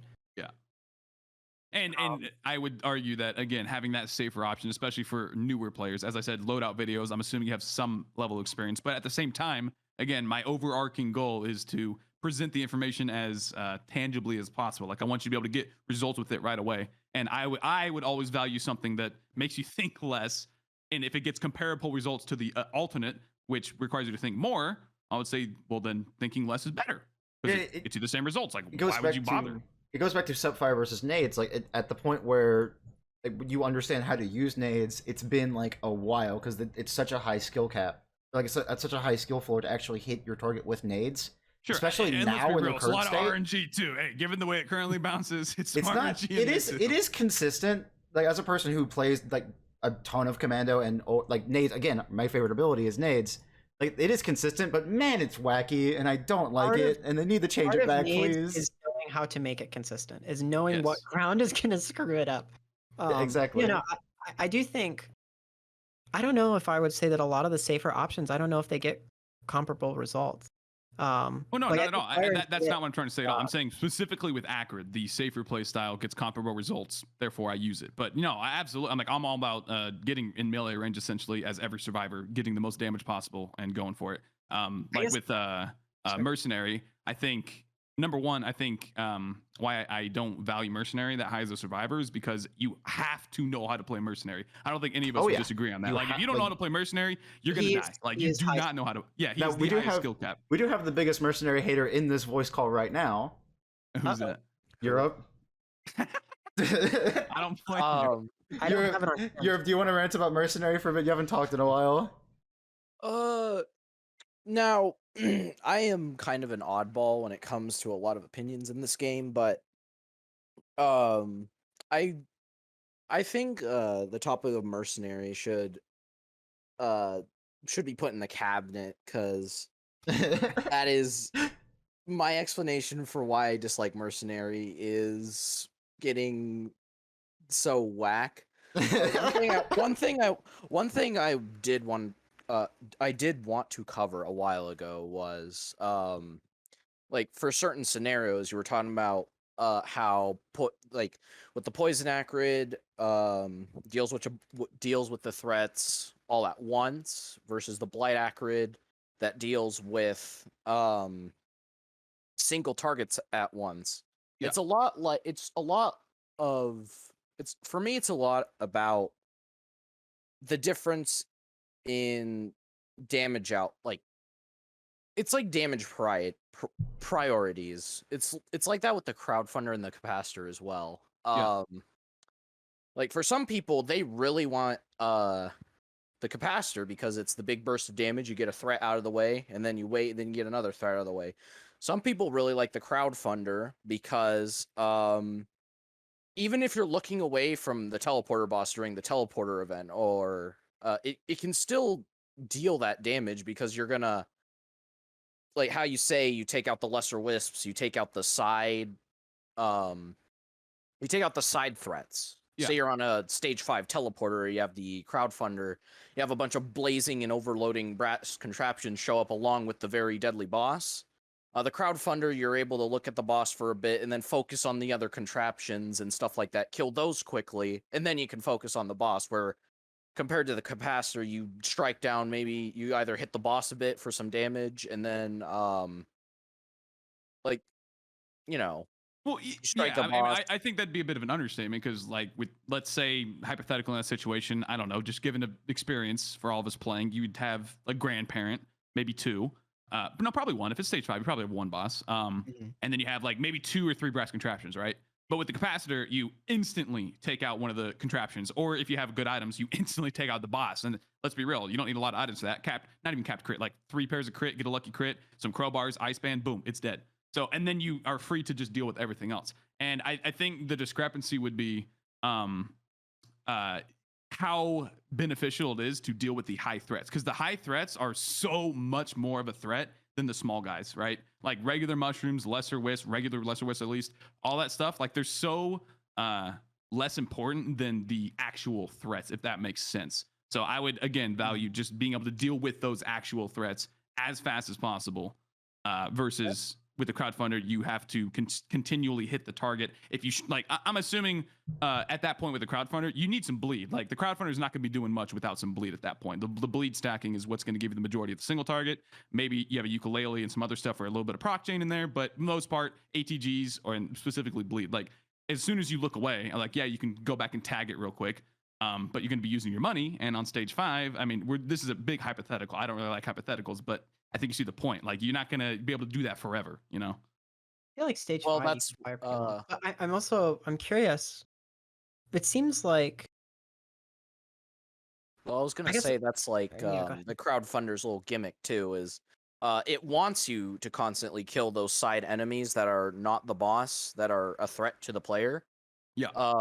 It's a ton of damage, and even if you have to focus with bleed to kill the singular boss when a bunch of other enemies are killing you, I feel like that's one mistake that a lot of people make with the crowdfunder. They just try to focus the boss and dump all of their money into the boss, and then boom, they have no money.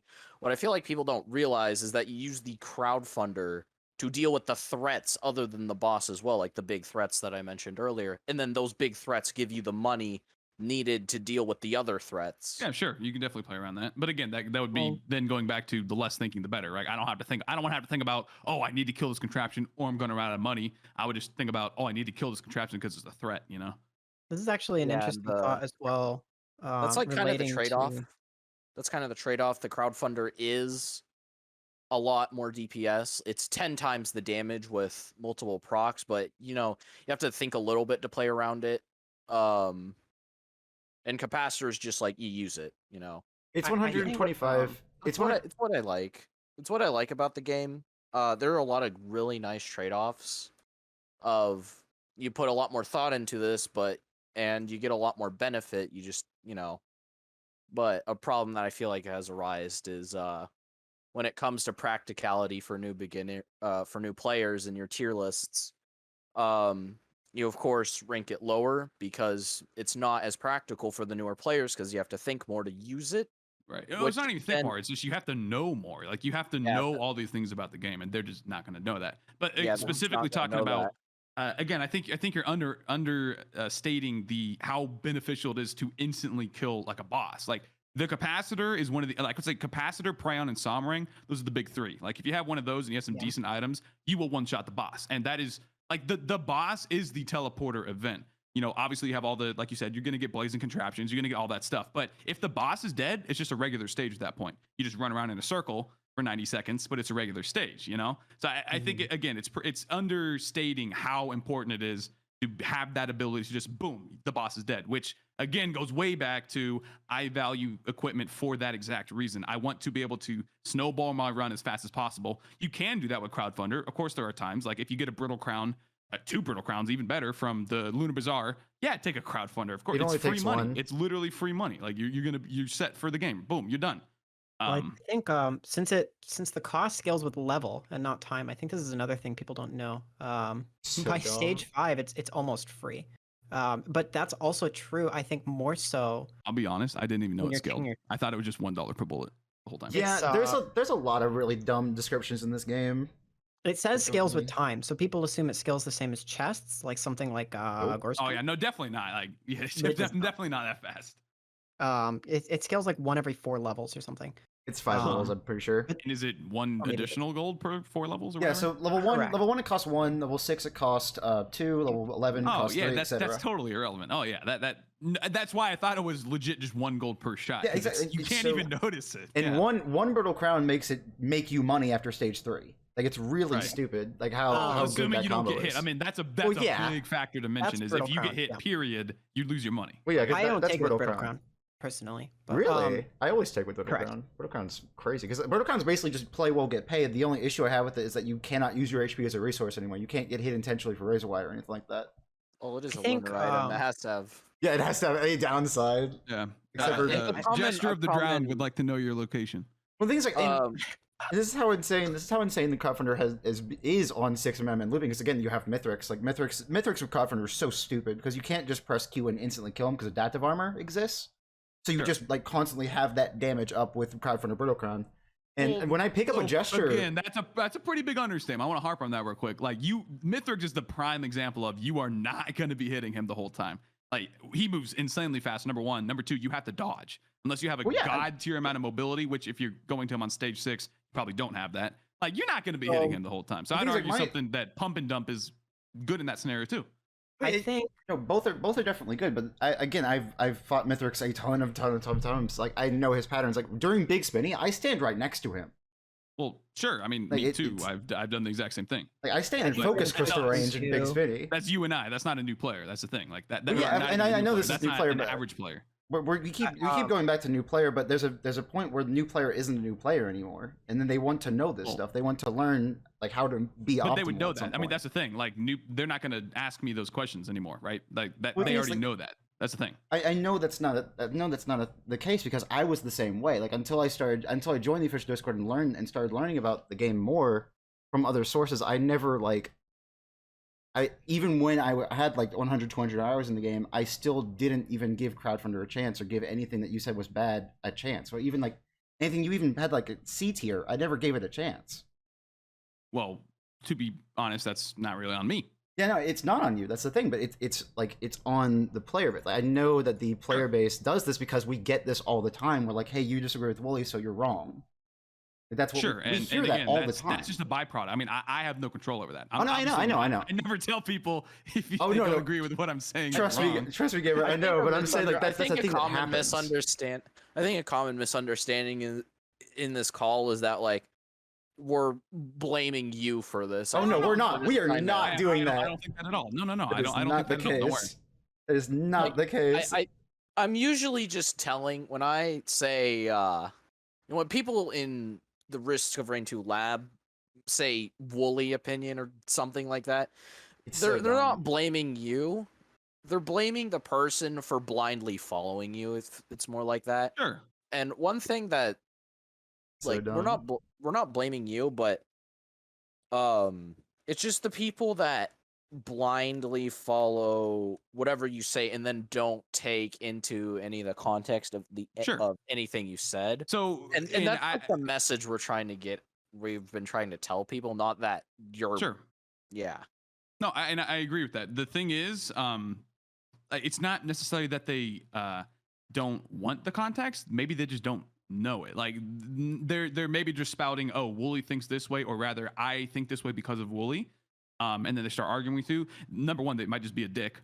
I mean, it's simple as that. Maybe they want to be, instigating. Simple as that. Or maybe it's just they haven't received that information, and then when they get it, they still don't know how to apply it.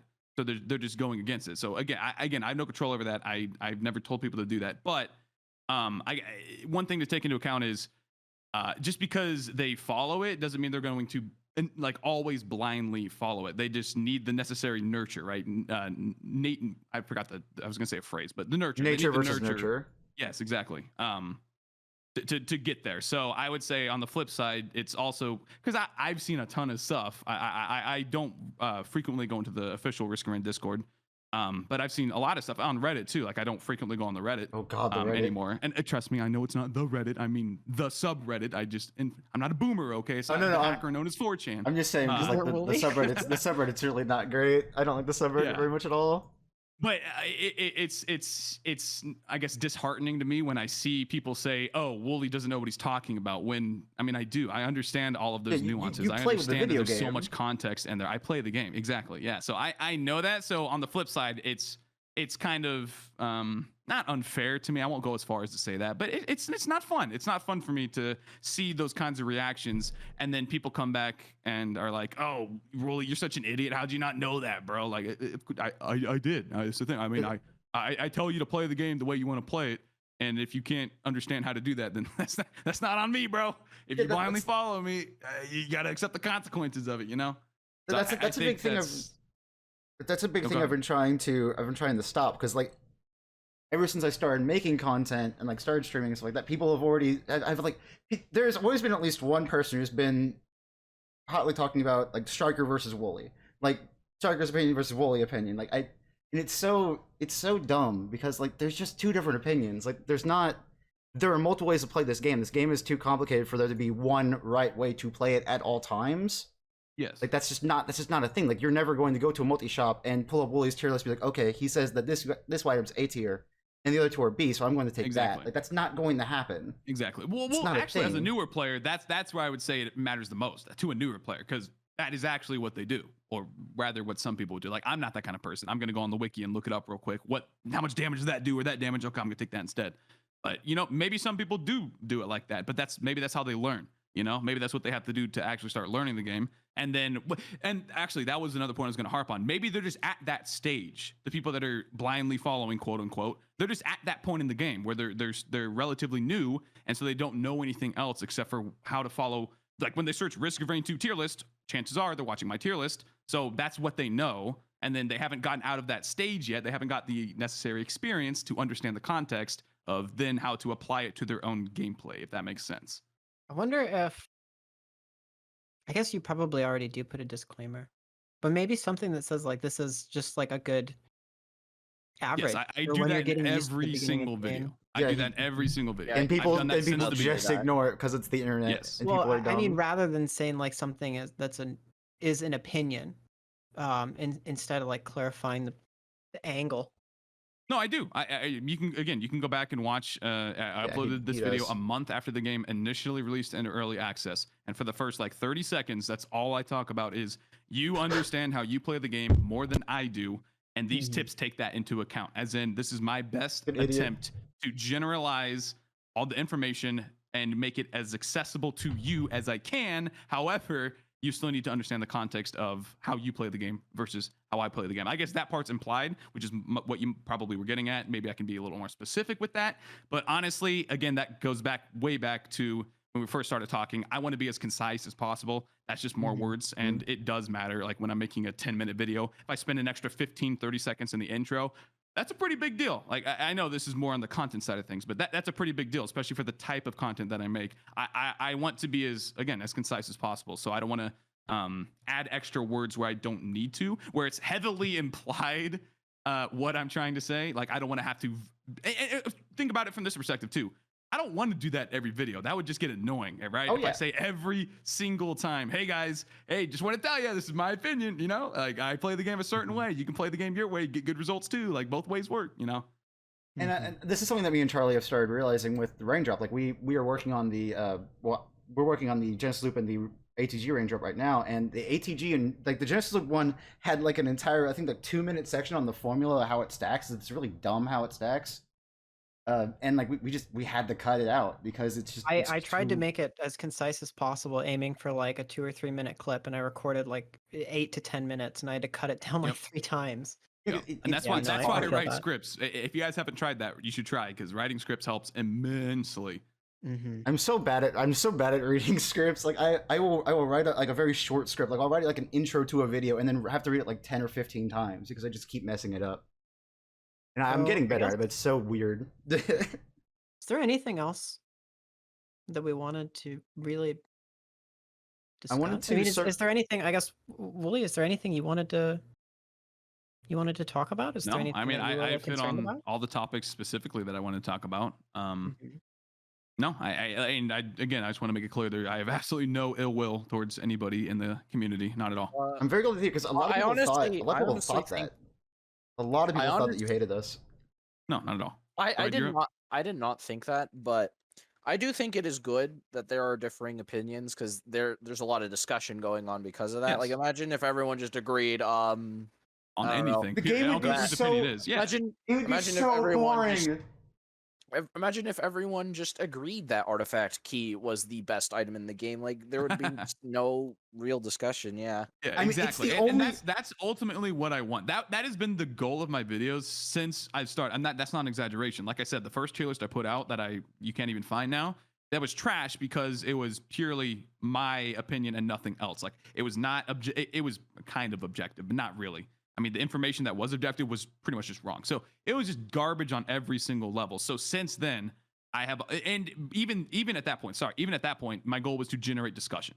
Simple as that. Like I want discussion on the game. That's what I thrive on. I mean, I've been a part of the Path of Exile subreddit since the game came out, basically. Like I love just, and when I'm into a game, I'm into a game. I think we all probably share that same sentiment. Oh yeah, we just love the game. Straight up, we just love the game. So of course, the more discussion there is, the better. Simple as that. Yeah. And I wanted to circle back to this about time.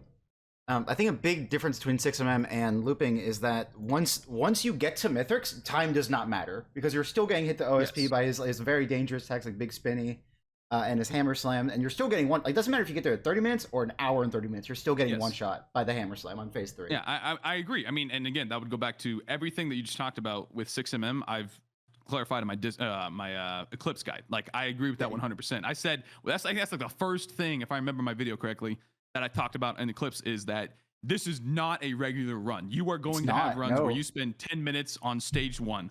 Just that's how it is. You know, you need all the power you can get because you are going to Mythics on stage 6.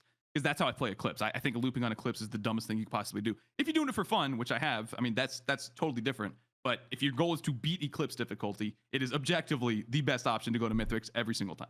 You know, and it's the same thing with 6mm. I mean, it is literally the case with 6mm because you are making you're forcing yourself to go there. But you know, it's an entirely different game mode. That's what I would say. That's my point with that. It's 6mm versus Eclipse. All that stuff. It's different from the regular quote unquote game. I guess it might be worth clarifying though too. Like Eclipse has a lot of stuff that even for 6mm runs completely you never touch Corpse Bloom.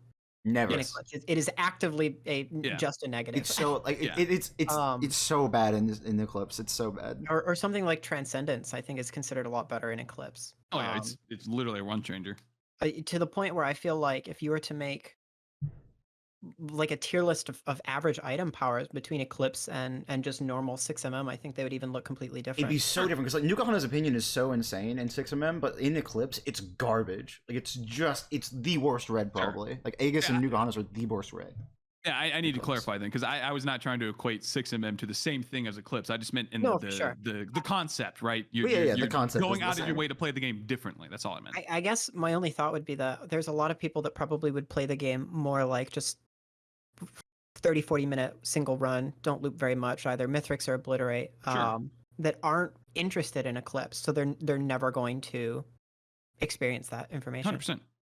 100%. Yeah, I don't disagree with that at all. The thing is, it's weird because I feel like Hopu's changed the default game because like the teleporter starts as like the promo teleporter starts at the Mythics fight. It starts like it just defaults to the moon.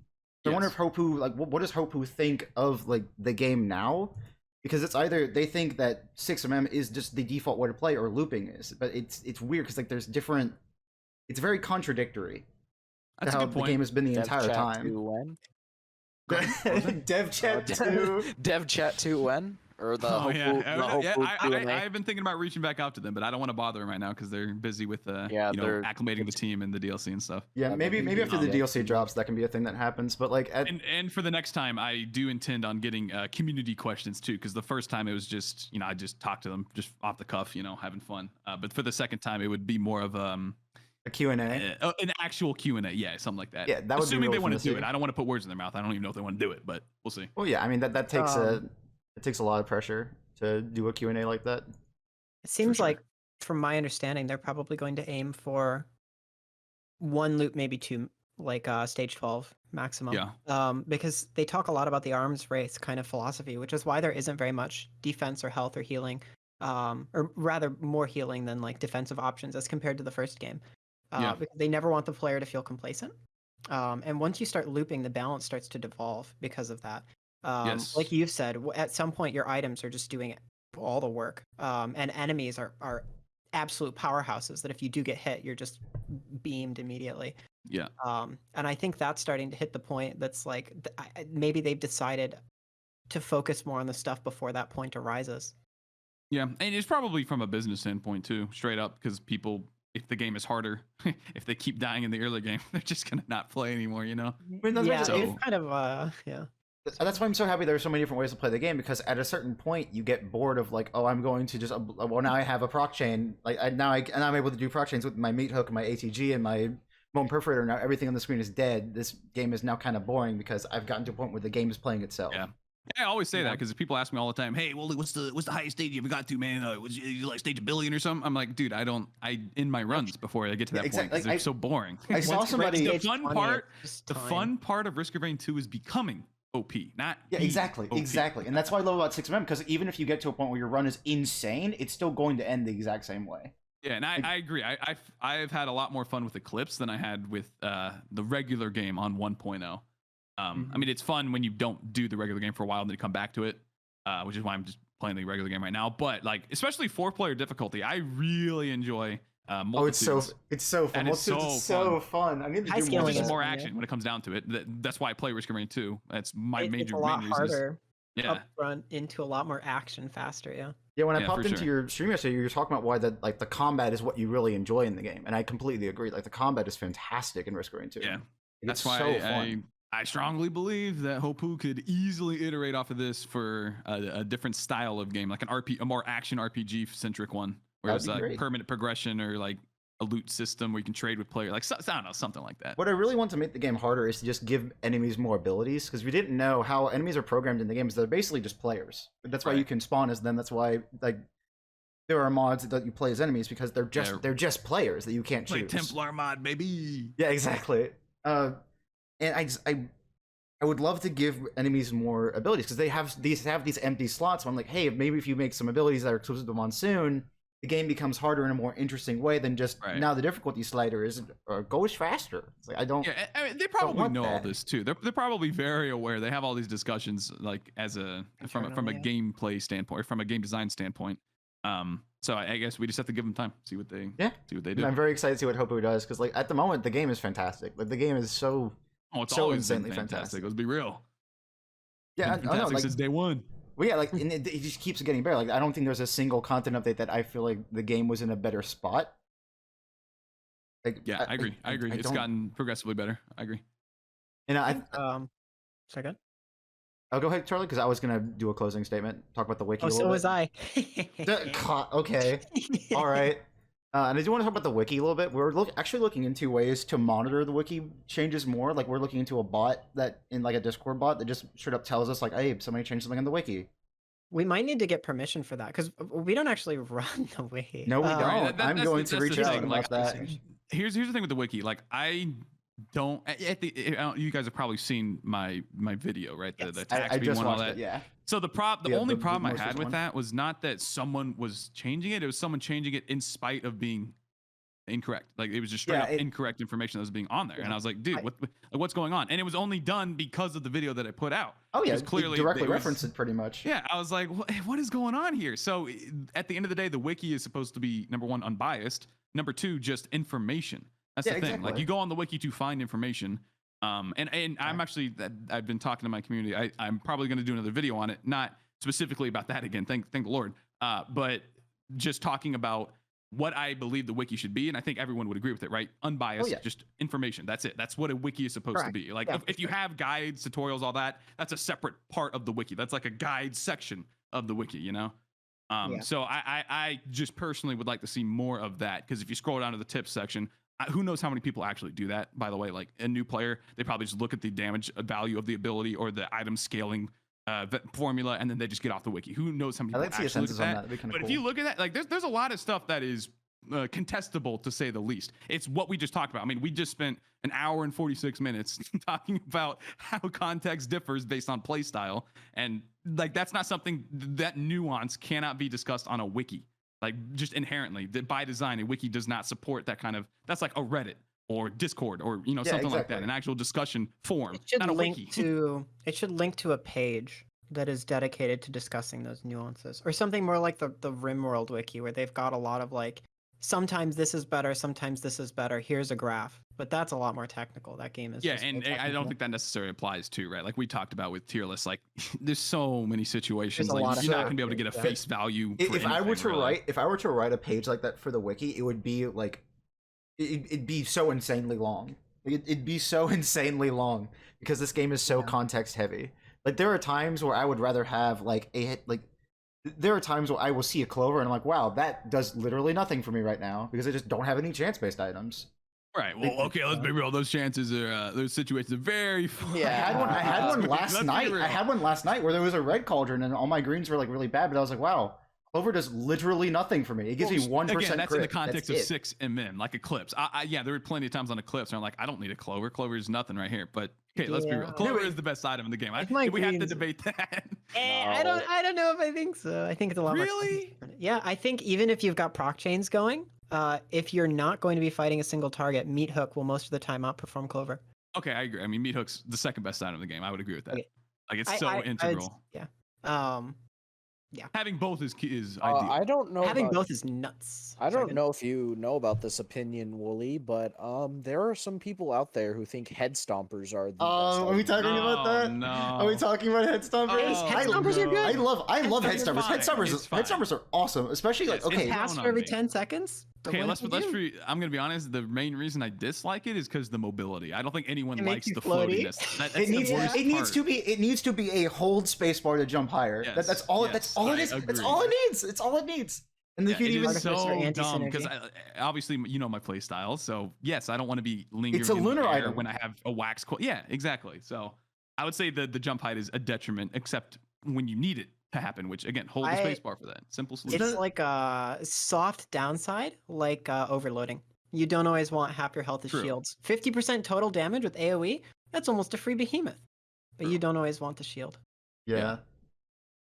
But Also, I think elite aspects should be the new Horde of Mini boss item. They should be That would be items instead of awesome. equipment, That'd be and nice. just leave them as is. Boom, done. Problem solved. Okay, But then- maybe change Glacial. We don't need another Chrono Bobble in the game. Let's be honest. Maybe. I Change mean, Glacial.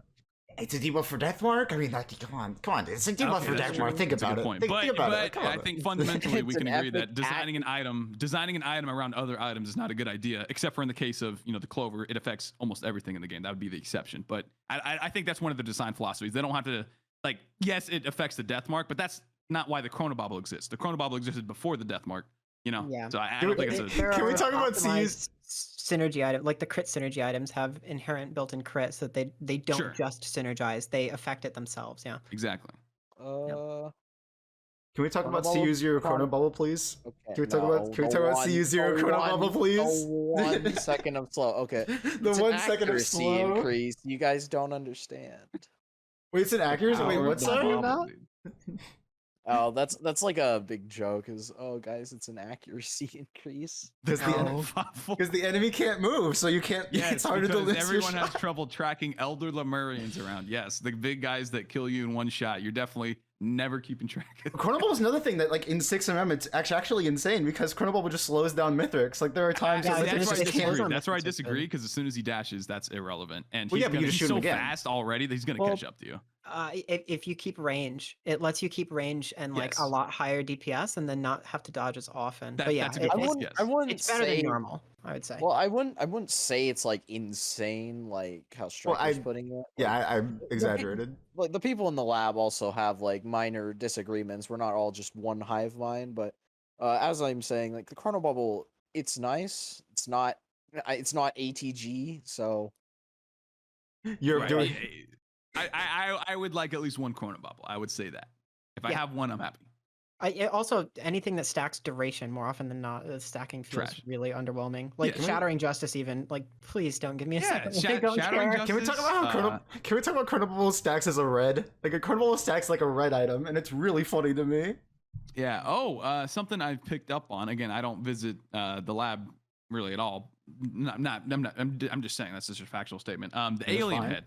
Some of you guys don't like the alien head. Is that correct? I You don't think like it's- Alien Head. Yeah. Alien Head is Why? like the DPS increase on Alien Head is not very big for most characters. Like think of like Commando. Like Commando gets an Alien Head. Like yeah, you get a few more right clicks, you get a few more nades or specifier, but that's kind of it. Like I mean, you get more mobility, but They like like, it's a red item.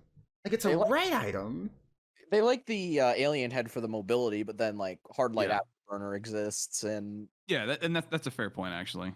I feel like it's just super outclassed. Like if you compare it to other, like even Bandolier, you're pretty often to get more value out of just playing Yeah, around that's a good point actually, Bandolier. because alien head would be like the one, not the one, but an item that you can prove on paper. Hey, this is the tangible benefit because it literally does nothing else. It Yeah. exists purely for the tangible numerical benefit. So I feel like, yeah, I probably what I have it at an A right now. Please don't tell me it's an A. Oh, let me no. look. I pulled it open just to be sure. Oh, no. Alien Head No, A I think it's a B. tier. I'm gonna say it's a B. I'm pulling it open right now. I think it's a B. Please tell me it's a B because I'm gonna update Oh, it right no. now if it's not. I don't it's know. An A, dude. What? No. I don't even know Okay, if well, I would okay, say what it's else on do you the have as same A? tier as What- Dagger. It's a B. I think it's. It's You a B. have it as the same as Dagger? No. No, I put Dagger in B tier. So we can talk about Dagger real quick. I Dagger I think like. Dagger's not that good at all because you need a lot of. I think Resonant Disc is way better than Dagger. Resistance is way better. Okay, I will agree with that in 6mm because I think Resistance is so after the stupid. change, yeah, I think it probably is just. I think, it's literally just statistically better too. Yes. Ceremonial Dagger for me is a win more. Yes. Yes. Oh yeah. It's, when you're already winning, it just kills everything for you and kills Exactly. a lot of fun for a lot of people. Or sorry.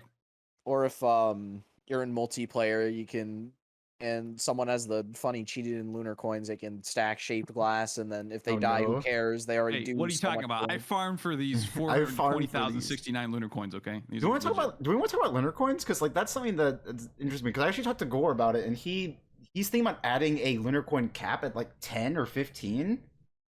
So if you actually do cheat in lunar coins, again, this is not official. This is the thing that we talked about. This is not like anything that is going to happen. I want to make that perfectly clear. But like if you cheat in lunar coins and have a million of them, it feels a lot more like cheating. Because you can technically, it is possible to just play drizzle loader. If you're having, see, this is the thing. It is cheating, but if you have fun with it, it's not a competitive game. The thing is, it doesn't. You're not going to impact anyone except, and I've always said this has always been my standpoint. If you go into pub matches for whatever reason, dear God, if you go into pub matches and you start buying all the lunar portals, buy all the items, yeah, okay, now you're interrupting other people's gameplay. You shouldn't do that. It feels a lot. It feels a lot more. It feels a lot less like cheating when you can technically farm for 200 lunar coins. If you can technically go on loader go as loader on drizzle and just farm lunar coins. At that point, you're not cheating the game. You're literally just saving time. You're cheating time. Yeah, but if you are bypassing a cap, like if there is a hard cap of 15 lunar coins, like you can only have 15 at a time, and you have 200, it feels a lot more like cheating. Yeah, that's a fair point. If they add a cap and then you bypass the cap, yeah, I would say the lunar coins are, as a new player, they're not gonna really, be able to utilize them. I don't think we have to clarify that. But they're an integral part to the gameplay loop, to the point where, you guys know, Amoto Nyan, I believe is how you pronounce it. I have no idea what that is. No, so he was like one of the first people to do Clips 8. He win streaked, I think, like 100. No, sorry, not win streak. He did like over 200 wins on Eclipse 8 on each survivor. Something ridiculous. Like he's crazy good at the game. He never used lunar coins ever. Like he just did not like how much they impacted the game. Oh yeah, lunars are busted. Lunars are just straight up busted. Like they're 100%. So insane. Redbeardy doesn't really touch lunars. Yeah, Redbeardy doesn't as well. There are a lot of really good Eclipse 8 players that just straight up hate lunars because they make the game way too easy. Like, can we talk about Strides of Heresy? Strides of Heresy is an 18.5% heal, which, by the way, Hopu Games just straight up lies to you here. And it's I wouldn't say Strides is super good because the Strides it completely removes your hurt box. Like it completely removes it. Well, but the thing is, with the Strides, you use it to get out of a sticky situation. You either use it for mobility, which it's just pretty bad at. You lose a lot of mobility taking Strides. But two, you can't do anything, right? So if you're in a sticky situation, I mean, it's nice to get intangibility and get the heal and get slightly out of there. Like I said, the mobility is pretty bad. But once you get out of Strides, you're right back into the same situation. I'd much rather just keep whatever skill I had, keep damaging stuff, because that means you're getting out of the situation. Strides is nice if you have, if you build your equipment to be a majority of the damage with fuel cells, or if you have a I don't know, crowdfunder back to this equipment, but crowdfunder, you can use crowdfunder while in Strides, which is just really silly. But or if you have a Tesla coil, but personally, I'd rather have this applies for most of the heresy items, other than like hooks on captains. Like, why would you never hooks is not so stupid. take hooks on captain? Yeah, but it feels like for me personally, a lot of the characters were built to be, to have their abilities work together, so just taking some random thing and plopping it onto them is like, I don't know. This is another thing, like the lab is not a hive mind, because I value Strides a lot. I think Strides is really insane in 6mm, and just especially in looping, like there are times where I have I've actually looped and I've gotten primordial cubed by a scavenger, and like, dang, I really wish I could just completely remove my hitbox right now. Yeah. And there's definitely cases for it. There's definitely arguments that can be made for it, but I would say it's. I don't useful really more than- like strides or visions. I honestly feel bad taking visions even on engineer, even though it's just like really strong on Yeah. engineer. No, just I agree. for how I it don't feels. like the heresy items in general. That's my stance on that. Because if I pick the survivor, I want to play that survivor. You know. Yeah. I will say ruin can be fun, especially on like Ruin Commando. is so dumb. Like Ruin is so good. The only issue I have with Ruin is that Mithrix cleanses it. But then again, while he's doing big spinny, you just stack a bunch of Ruin, then oops, there goes a ban proc. See ya, buddy. Yeah. I'd say getting ruined is like getting cat bleed for free. That's pretty much what I equate it to. Yeah, so dumb. it's pretty so good. dumb. Well, Like, I that's wouldn't say for free. You get it at the cost of your. Well, yeah, sure. special. Yeah, but if you're taking it, you don't care about your special, right? Like you're not replacing your special if it's better. Have you tried? Okay, Wooly, have you tried Essence NG yet? No. That sounds cursed. It is the worst experience you can have playing this video game. Like it's so I tried it. I had to quit the run because I just wasn't having fun Yeah, anymore. Like that it was doesn't so sound fun. bad. It That was doesn't so sound bad. Now Stride's Loader on the other hand, that's a fun no. play style. That's a fun play style because especially with no. Thunderslam. Okay. Hear me out. So Strides, for whatever the heck reason, conserves momentum while you're doing it. It's like if you're an event, you pop it, you'll go flying. So with Loader, you can go across the map so easily, and you can skip commencement so easily. It's so fun. And then what you do is you pop bands with your Thunderslam, and then you just sit in Strides and just chill. Wait for them to come back, and it's so M1 silly. barrier. Loader does not. It's so silly. Loader is really powerful. She doesn't need your utility. Yeah. She doesn't need utility. What you can do is just play true melee Loader, and it's so fun. So It's I guess so stupid.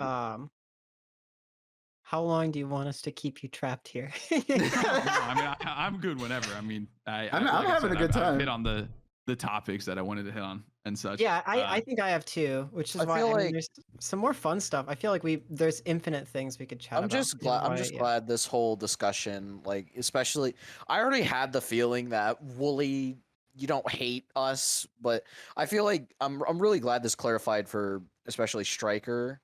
Dude, I was.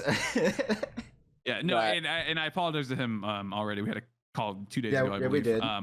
Yeah, it came down to when the tier list came out. I think that's when you reached out to me before that, right? We talked about Yeah, crowdfunding dissertation. initially. And I'll be honest, man. No, the initial time you reached out, it was because it was under the you said collabs specifically, and just in general, I'm against that kind of stuff, right?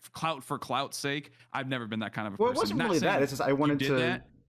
No, you wanted to talk. Yeah, you wanted a conversation. Absolutely. But because it was phrased in that way, that's what initially just kind of Yeah, put I me probably off on just it. didn't phrase very well. Like what I wanted to do with that is I wanted to work with everybody in the risk range community. I wanted to get as ingrained in the community as humanly possible Yeah.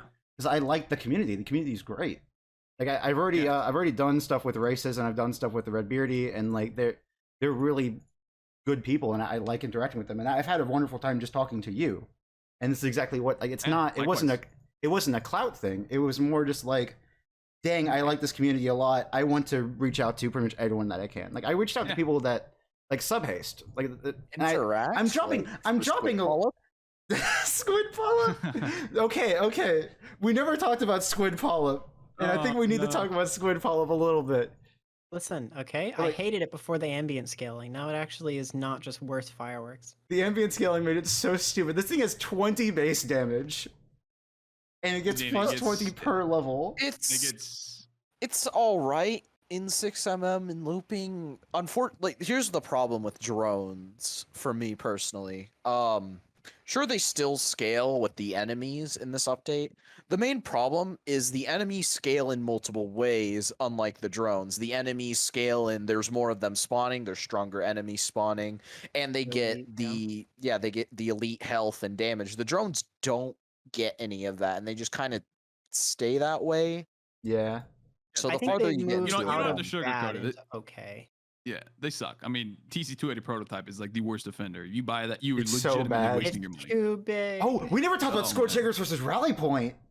Or like any of the or any of the stage stuff, because like Rally Point, like the lab's big opinion on Rally Point is that it's bad because the director credits get eaten up by TC280s and Shrine of Orders.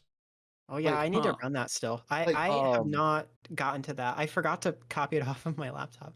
I wrote a simulator for the director, so my next plan. I think it's so sick, by the way. That's so sick is, that you did that. Because I wrote a proc chain calculator too. That was pretty fun. That's how I got a lot of my like proc chain knowledge. But my goal next is to run all the stages and see what your average items are on those stages. Because something like a lot of people were talking about Titanic Plains versus Distant Roost. And see that Distant Roost is amazing when it gives you the Shrine of Woods. Yes. Well, because Roost has it directly has less credits. It just actually spawns less stuff, and it is harder to navigate. Yeah, it's terrible. Objectively, Titanic Plains is better. It is just worse. And there's a difference, because I would say even if Scorch Takers has more credits, I would say Rally Point is still better because it's just so much more open. It's one thing essentially, right? You take the cave to go up to the top. You just know what's up there. Other than that, it's just one big open stage. Scorched Acres has like 3 or 4 levels of verticality. Yeah, I don't mind Scorched because usually I end up just treating it like one big loop. Like it's all in my mind, it's kind of one big curly straight line. But yeah, no, I'm curious about stuff like that as well, or even just like Wetlands actually has more credits than Aqueduct. I don't like Wetlands because it's really obnoxious to loot. The visibility is bad. You're likely to miss stuff. Even when you're like thorough, you're very likely to miss stuff, like taking a million years to walk around. It's very annoying. Yeah, there's a reason why it has more credits, because people just keep missing stuff. You have to angle your camera below the water to see all the chests and everything. And like the thing with Relic Point is that TC280s cost, unless I'm wrong, TC280s cost 40 credits and Shrine of Orders cost 30. Every time you see a Shrine of Order, that's 2 chests or a large chest that is just gone. Shrine of Order is 30, 2 chests. TC280 is 40, so it's almost. That needs to be adjusted. I mean, that's to be so fair, dumb. You get a TC280 like what, every 3 stages or there something? have been times where I've gotten like 2 or 3 TC280s, and I'm like, wow, for sure. Well, there goes like 4 large chests. That's pretty cool. It especially nerfs Rally Point in multiplayer runs because no. Yeah, that's a good point.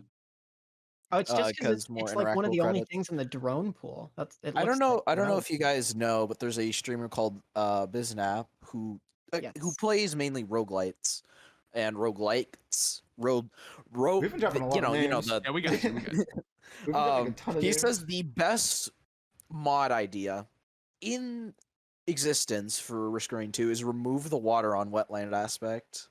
Yeah, because then you don't have to turn your camera all the way up to see underneath it. Yeah. Or just like make it so the chest spawn on a pile of dirt just out of the water or something. That'd be nice as well. It also makes it so it's not nearly as flat, because it really just feels like a flat plane with a bunch of stuff piled on top of it. Yeah, that's how. That's how it doesn't. There's no like. There aren't really any like bumps or anything. I've got a question. Blue portal spawn rate. Yes, I actually just looked into this. I dug through the code and I made it debug log the output. It's 5%. Okay. Oh, you actually did find it? The code was changed to 37.5%. It does say that. It says in the code that it should be 37.5. It's overwritten in the Unity editor. So when the game boots and runs, it overwrites that value to 5%. They changed the wrong one. Yeah, there was absolutely, because people were trying to argue. They're like, dude, it's the lunar coin drop rate. It affects portals. No. And I was like, no, I don't think so. But that would kind of explain the discrepancy.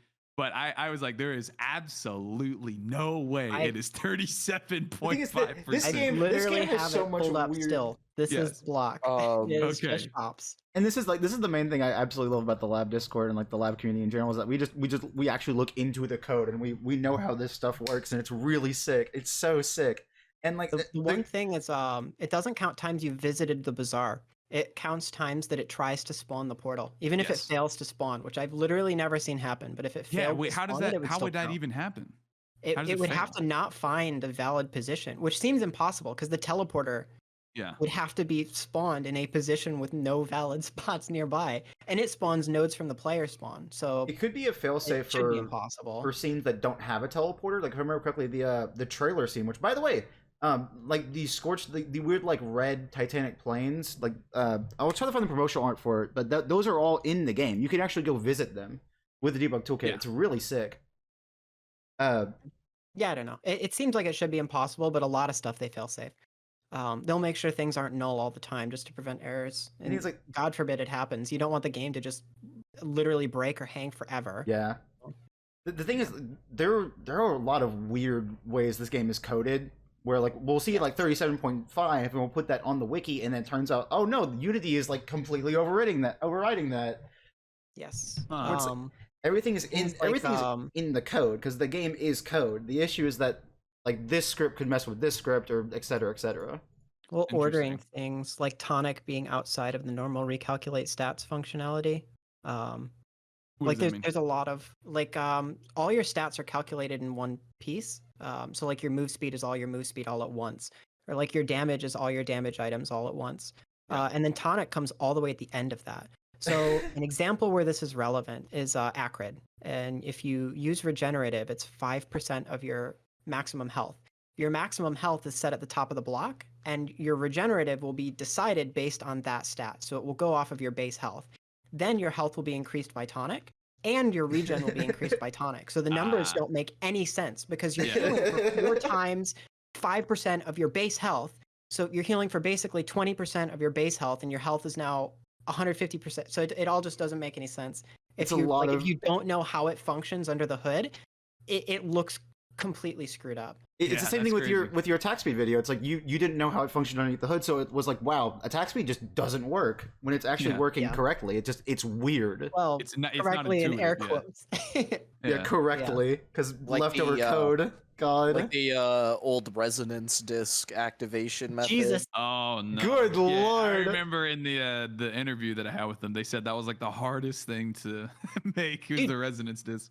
I tried to figure it out because I saw it on the wiki and it looked weird. I pulled open the code and tried to understand it. I still to this day have no idea how that worked. I tried to rebuild it. I tried to recreate it and I couldn't make it work. Another thing is like Y too height big of brain. this. He's got too many brain You need cells a- going on. You have to, okay, but what about phase 4 getting your items back at 1.0? Like what? Oh yeah, that happened That was- today. It happened to me today where he stole items and then it was just randomly. Oh, he's targetable. Oh, I killed him in one shot with capacitor. Cool. Yeah. Well, I'm talking about because like in the damage formula for getting your the formula for getting your items back in 1.0 was so insanely Oh, complex. yeah, Oh, we you're talking it about was that. like Yeah, that was it was like crazy. I like couldn't figure it out. whack with That was proc another coefficient one. and damage. Like it's so. It was I so couldn't scuffed. dissect that. We It asked seemed Gore like proc about it. coefficient didn't matter. We asked Yeah. Gore about it, and he was like, "Hey, just don't worry about it. We're changing it. Just don't worry about it." I don't know what we were thinking. Yeah. That was my literally gosh. the response. Like I was like, Wally- I can't figure this out. I've been staring at it for days, and he was like, "It's going away. Stop losing I sleep." I can't sleep because I don't know it. It's so weird. That's funny. Wooly, just to clarify, when you randomly one-shot Mithrix, like when he wasn't even done stealing your items, I believe Charlie can clarify this, but there are a few frames in Phase 4 gosh. where This is a guess. We're not actually sure because there are two things that happen when he's taking the items. That entity state gives him the immune buff, so he's immune to damage. When he's pre-entering that state, his hitbox is removed. So there's some point between the hurt box being removed and him getting the immune status that we suspect there has to just be like a gap there because the only thing we can get to consistently skip phase 4 is Kiaros. Yaro's band, yes. Huh. So, it's like this game is really weird. Like when it's coded, like how it's coded and like how it plays. Like this game, Risk Rain 2 is very unique.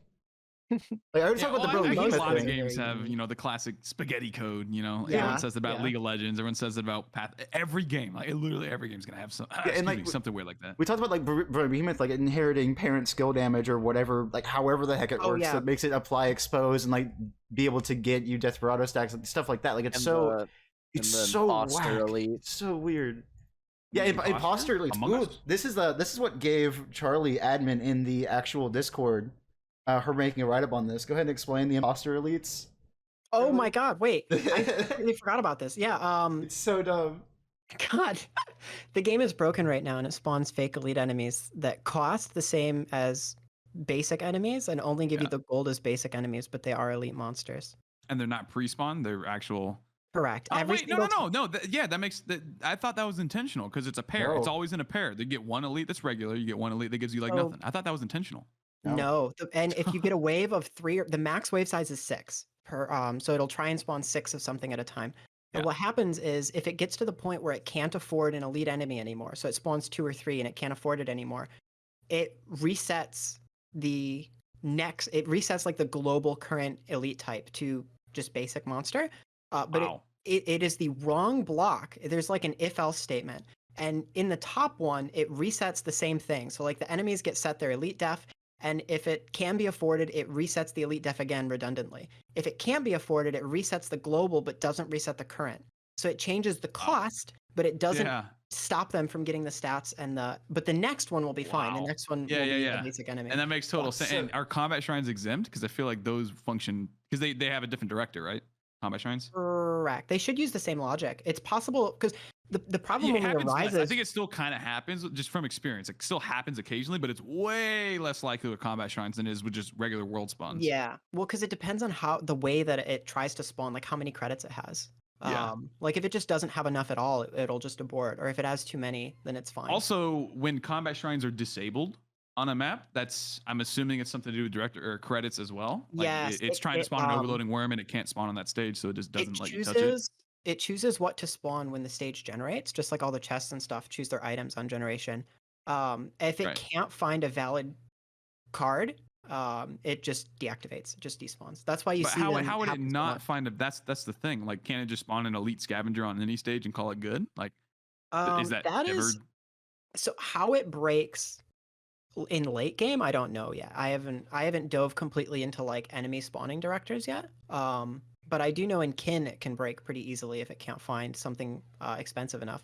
That was supposed to be fixed. I don't know if you remember back in the day when if you went far enough, just nothing would spawn at all. Yeah. Oh man, that was the worst. Just like all those descriptions that are going to be fixed in the next DLC. I swear, guys, please. It does look like in the code. It looks like if it can't find something that it fits within what it wants to spawn, it just picks the most expensive thing. It looks like it should do that. So I don't know why some things are still exempt.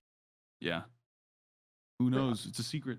Like at the end of the day, the game is code. Like the game is literally math. Like it's a bunch of like function, like if else statements, stuff like that.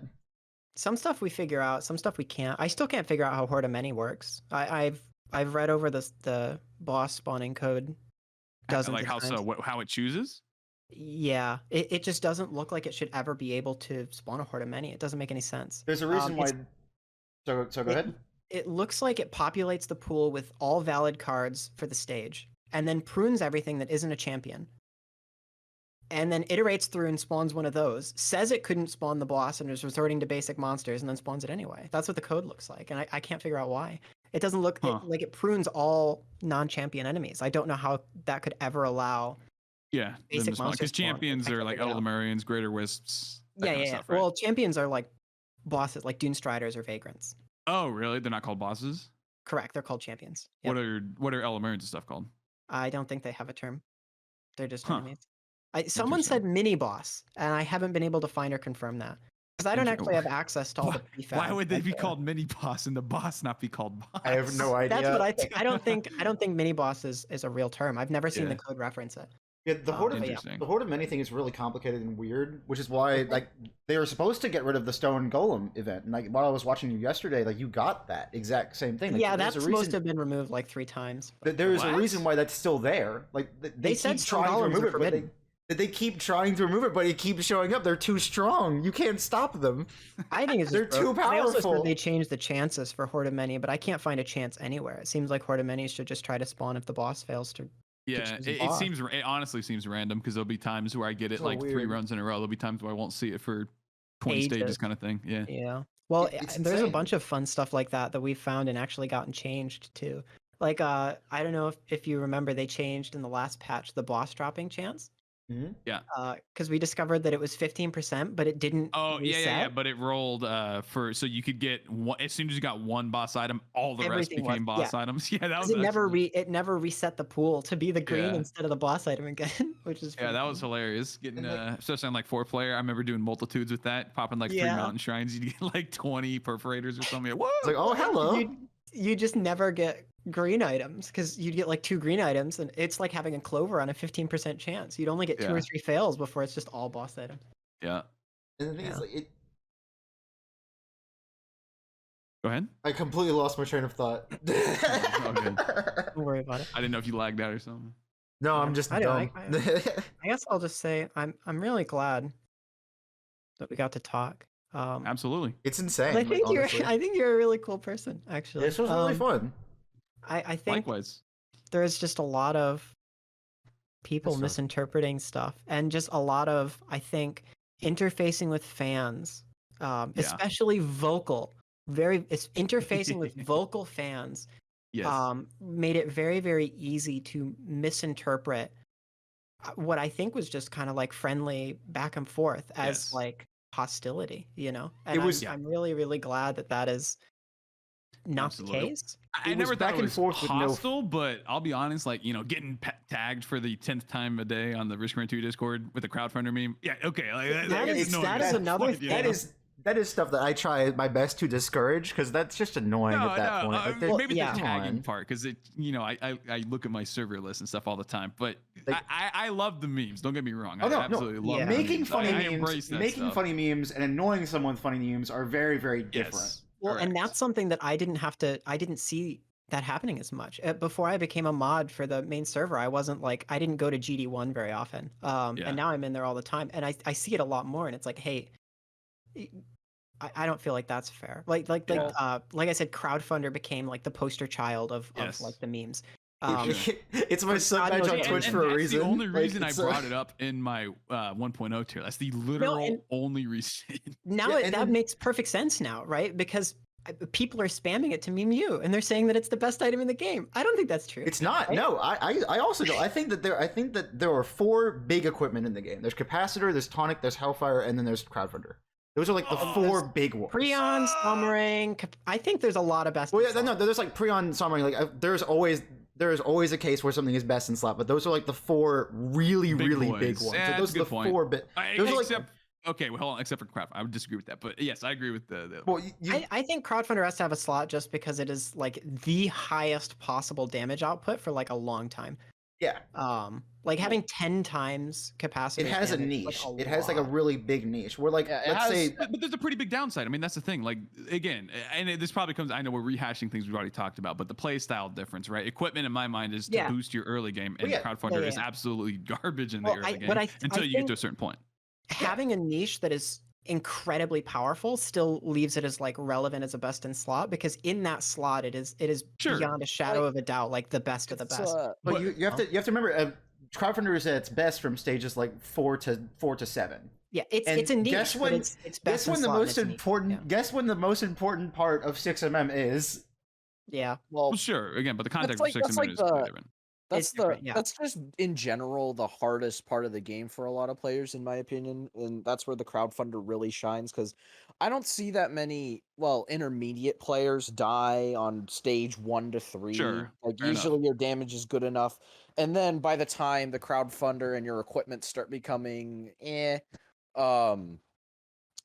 crowdfunder doesn't really cost you anything, and unlike other equipment, you can just scrap the fuel cells, the war horns for greens that benefit both you and the crowdfunder, so you don't have to really focus about, like, obviously fuel cells are still amazing in the late game. But that's a good point. But I mean, if you do all that, then you're assuming that you have the necessary stuff to back up the crowdfunder, because by itself it's just an auto attack, or I would say attack, like but that's just kind of how like specific best in slot kind of stuff works. It's 125. Like you're taking it when it's good.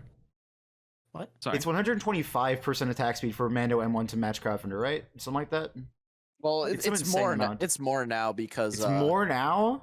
It would just be 15 divided by 6, right? 15. Well, remember that was the whole misconception of the suppressive fire and the M1 DPS, because the reason why everyone thought the M1 was more because the patch notes listed as like 6.66 shots per second. We actually have a rule in our Discord now to never trust Hopu games on anything, because we just didn't test that. We didn't bother checking that because Hopu games themselves said that it was 6.66. Yeah, it's like the frost relic. They forgot to update the frost relic descriptions as well with when they said in the patch notes they buffed it. They doubled literally everything again. By the way, hey, frost relic. By the way.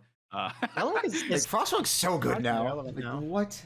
Also, it's good. Like Preon's 8,000 damage with 1,200% tendrils. Like there are so many wrong descriptions in this game. Like it's insane. Well, actually, that's even more interesting because Preon can get 8,000% no. per second with its tendrils. That's the maximum value. It matches the explosion value with its tendrils. It just needs targets. It's limited shots per target. I think it's like 20 per second. I don't So remember. if there's only It's in the one rainbow. target, it's doing 8,000 per tendril? No, that's the problem.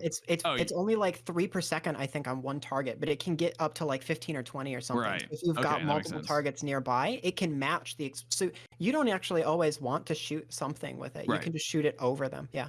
Prion's I think Prion's another like niche, I would say, like capacitor, in that like you want or capacitor. Yeah, it's a big boy hit. You want something to support it, because by itself Yes. it's very slow. It's a lot of damage, but it's slow. So I you think need something to 100%. make that The damage. thing that's really worthwhile. stupid about Prion is that the 8,000 damage comes out immediately. It doesn't like, because I thought, just intuitively that Prion orb get bigger, get more damage. No, it starts out at 8,000 the second it leaves the chamber, Right. like the second it leaves the gun. So you can just hug an enemy and then just own them with an I 8K still think- band proc. I still think most of the equipment, aside from like maybe I'd say 5 at max, have a niche that is great enough to where you'd want it almost over any other equipment. Yeah, within that. I would say niche. that too. Yeah, there's I'd definitely like to- times where there's a clear And winner. there's general outliers that are just like I feel like one of the reasons capacitor always gets talked about is because it's generally just good. It's a lot of damage and it's fast and it's got long range. Capacitor's good in long any range, situation, spot no matter removal. what. No matter what, capacitor is good in any situation. It's just Remember when broken. you didn't have to actually see the enemies? They literally God. just showed you wherever everything was on the map. It's Oh, so that's dumb. great. Can I talk for a second about why I'm so upset that like empathy cores and backup don't interact whatsoever? Empathy cores get no boost from Wait, backup. really? Yep, empathy cores get no That's boost from lame. backup or squid pull up. It's really Wait, stupid. Polyp too? Yeah, That's- no, yeah. they get no boost. They get no boost whatsoever, and It it's like, would wow, make that this could have emoji been better. But... that could have been so cool to have like 3 fuel cells with a backup and empathy cores and just boost your empathy cores crazy. I don't know how they add freaking Shatter Spleen, Charge Perforator, and then Empathy Cores. I don't know what the thought process was. Empathy I cores like does empathy cores. Empathy cores It's does a just- lot of damage. Like it does a decent amount of damage with enough drones, but the issue is that you can't the drones will die during the Mithrix fight or just in It's general. nice on Like- engineer. They just get 3 times damage, but If I you feel like I don't even know. or 5 times. I don't know. I don't think anyone here is like that deep into the Risk of Rain 2 lore. But God, why'd you say it like that? He's not But- wrong. I feel like drones should just get their own elite, like how the lunar chimeras or whatever have their own special elite type that only they can get. Oh, that actually dope.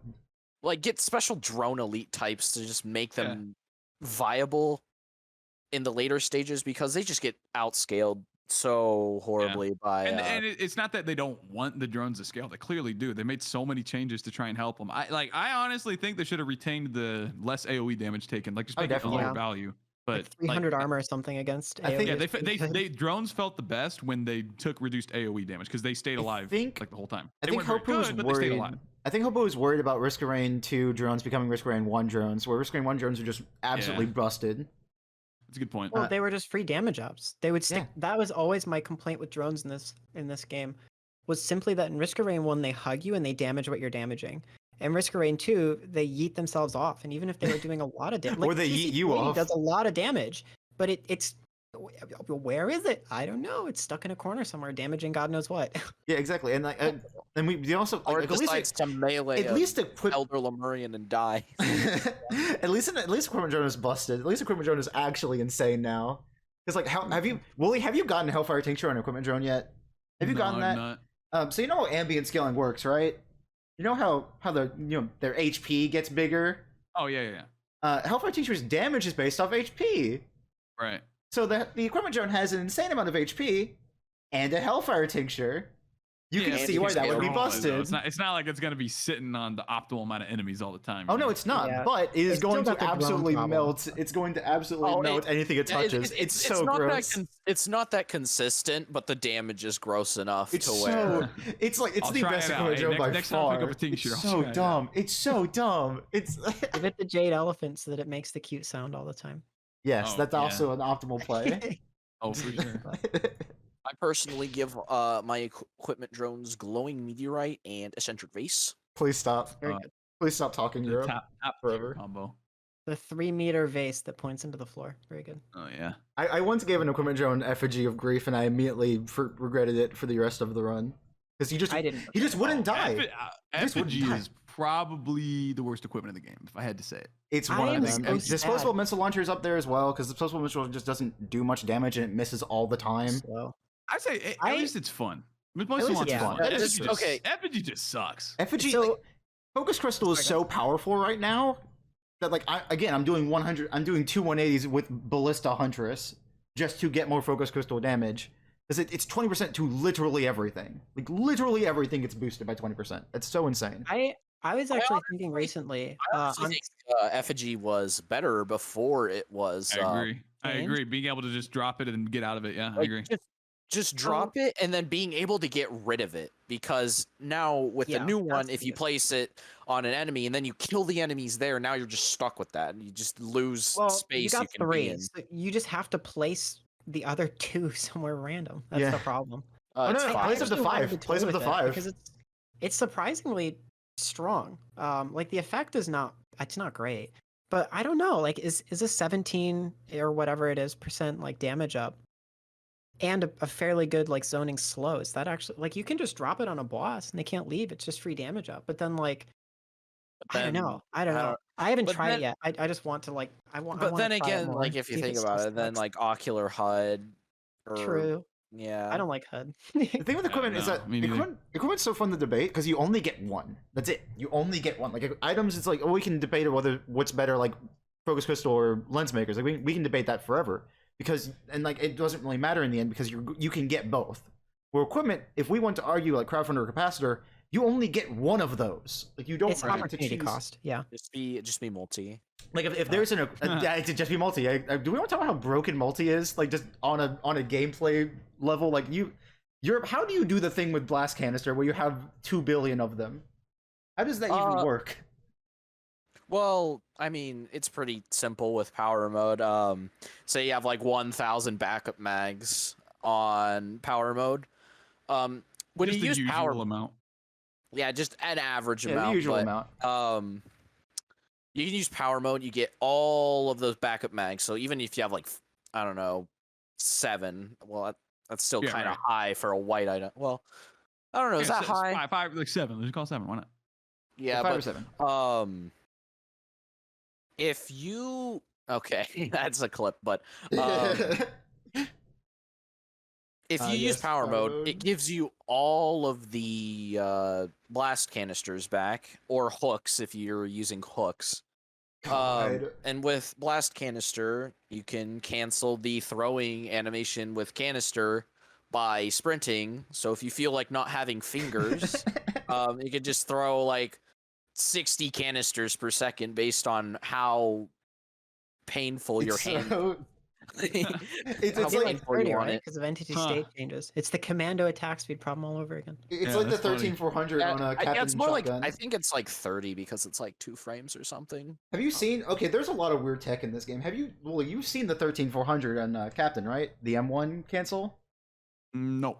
You haven't? Oh my! I need to find a clip of that immediately. It's not completely neat. I found it from a speed run. You can cancel M1 with your beacon to fire it again, like really, really, really fast. Really? I actually use this. I suck at it. I'm very, very bad. But even if you just like suck at it, you can get a lot of with your very, very hacking fast... beak or with your R or your R, yeah. utility. It's the M1 really slot for your combo. R. Huh? I made and you don't have to use it. the beacon, so you can just endlessly do this. You can just endlessly keep canceling.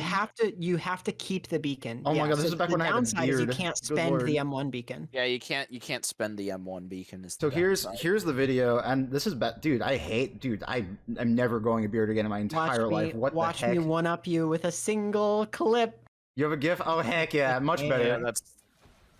Yeah, see, like look at that. Look at that. Whoa. That's so stupid. That's so stupid. Wait, what? How do you do that? God, I don't remember. M1R, M1 Sprint, right?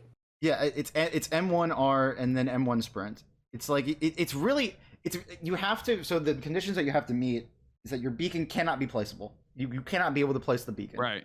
That's why you look at the sky. Yeah. Yeah, you have to look at the sky, and you also have to be able to sprint, of course. So what you do is you M1 pull up the beacon, which cancels your M1 end lag, and then you sprint, which cancels the beacon placement, and while holding M1, and then you immediately M1, like the frame because you're buffering. There is a level of like holding M1 during the beacon, because if you just cancel the end lag, it doesn't work. It remembers. Yeah. It's really weird. It's really weird, but like just like mash, sprint, shoot, and R, and it just kind of works. Because this is Captain M1. This is one like the second highest DPS M1 in the entire game behind multi-saw. Like this is so insanely powerful. Yeah, Captain Shotgun's amazing. Higher, right? Isn't it's 115 level 1, right? Yeah. It's stronger than Saw. It just oh, it's stronger than Saw? I'm pretty sure it's 115 to 110. Okay. But yeah. That's nutty. Like it's so crazy. And like I have discovered a thing that I want to talk about before we depart, because I feel like we're hitting the point where it's a long time and we're gonna want to depart soon. Yeah, my recording is 2 hours and 27 minutes. That's a long time. I completely forgot about this. I wanted to ask you about this. Elite aspects. Yeah. Okay. I think we can agree that the tier 2 elite aspects kind of suck. Providing a brace is okay because the slow is very, very strong, but slows are kind of not valuable, so we don't really care about that one. The other two I think are pretty good. So I think you rated Silence very high, which makes sense. Silence is pretty strong. I think Ifrits is kind of ignored a lot. The burn is 200%, so it's not always good, right? On slow attackers, you don't really care. On like multi-SAR, like Commando M1, it is better than Silence, because 200% on a 100% attack is effectively 3 times damage. Huh. Well, doesn't Silence apply off of your other proc coefficient items like ATG and stuff though? So does Ifrits. Yeah, so does Ifrits. Wait, really? Yeah. And it does total damage? Ifrits is total, not base? That is why it's better on fast attackers. It is base. It's 200% base, and it is actually scaled with proc coefficient. So if you have a 0.5 proc coefficient, it's only 100. Right. But so in a proc chain, and you get let's say you get a massive hit into an ATG into an ice band. Oh, actually, it wouldn't proc on the ice band, would it? So disregard. Correct. But like the ATG, for example, say you have like 4 stacks of ATG. I mean, that Silence is going to do a lot of damage. Yeah, Silence will be better in those cases. Oh, okay. So I was confused. I thought that Ifrit's damage was somehow scaling off of that as well. Could you imagine? I would still value the proc chain capability. I would value that over everything. No, for sure.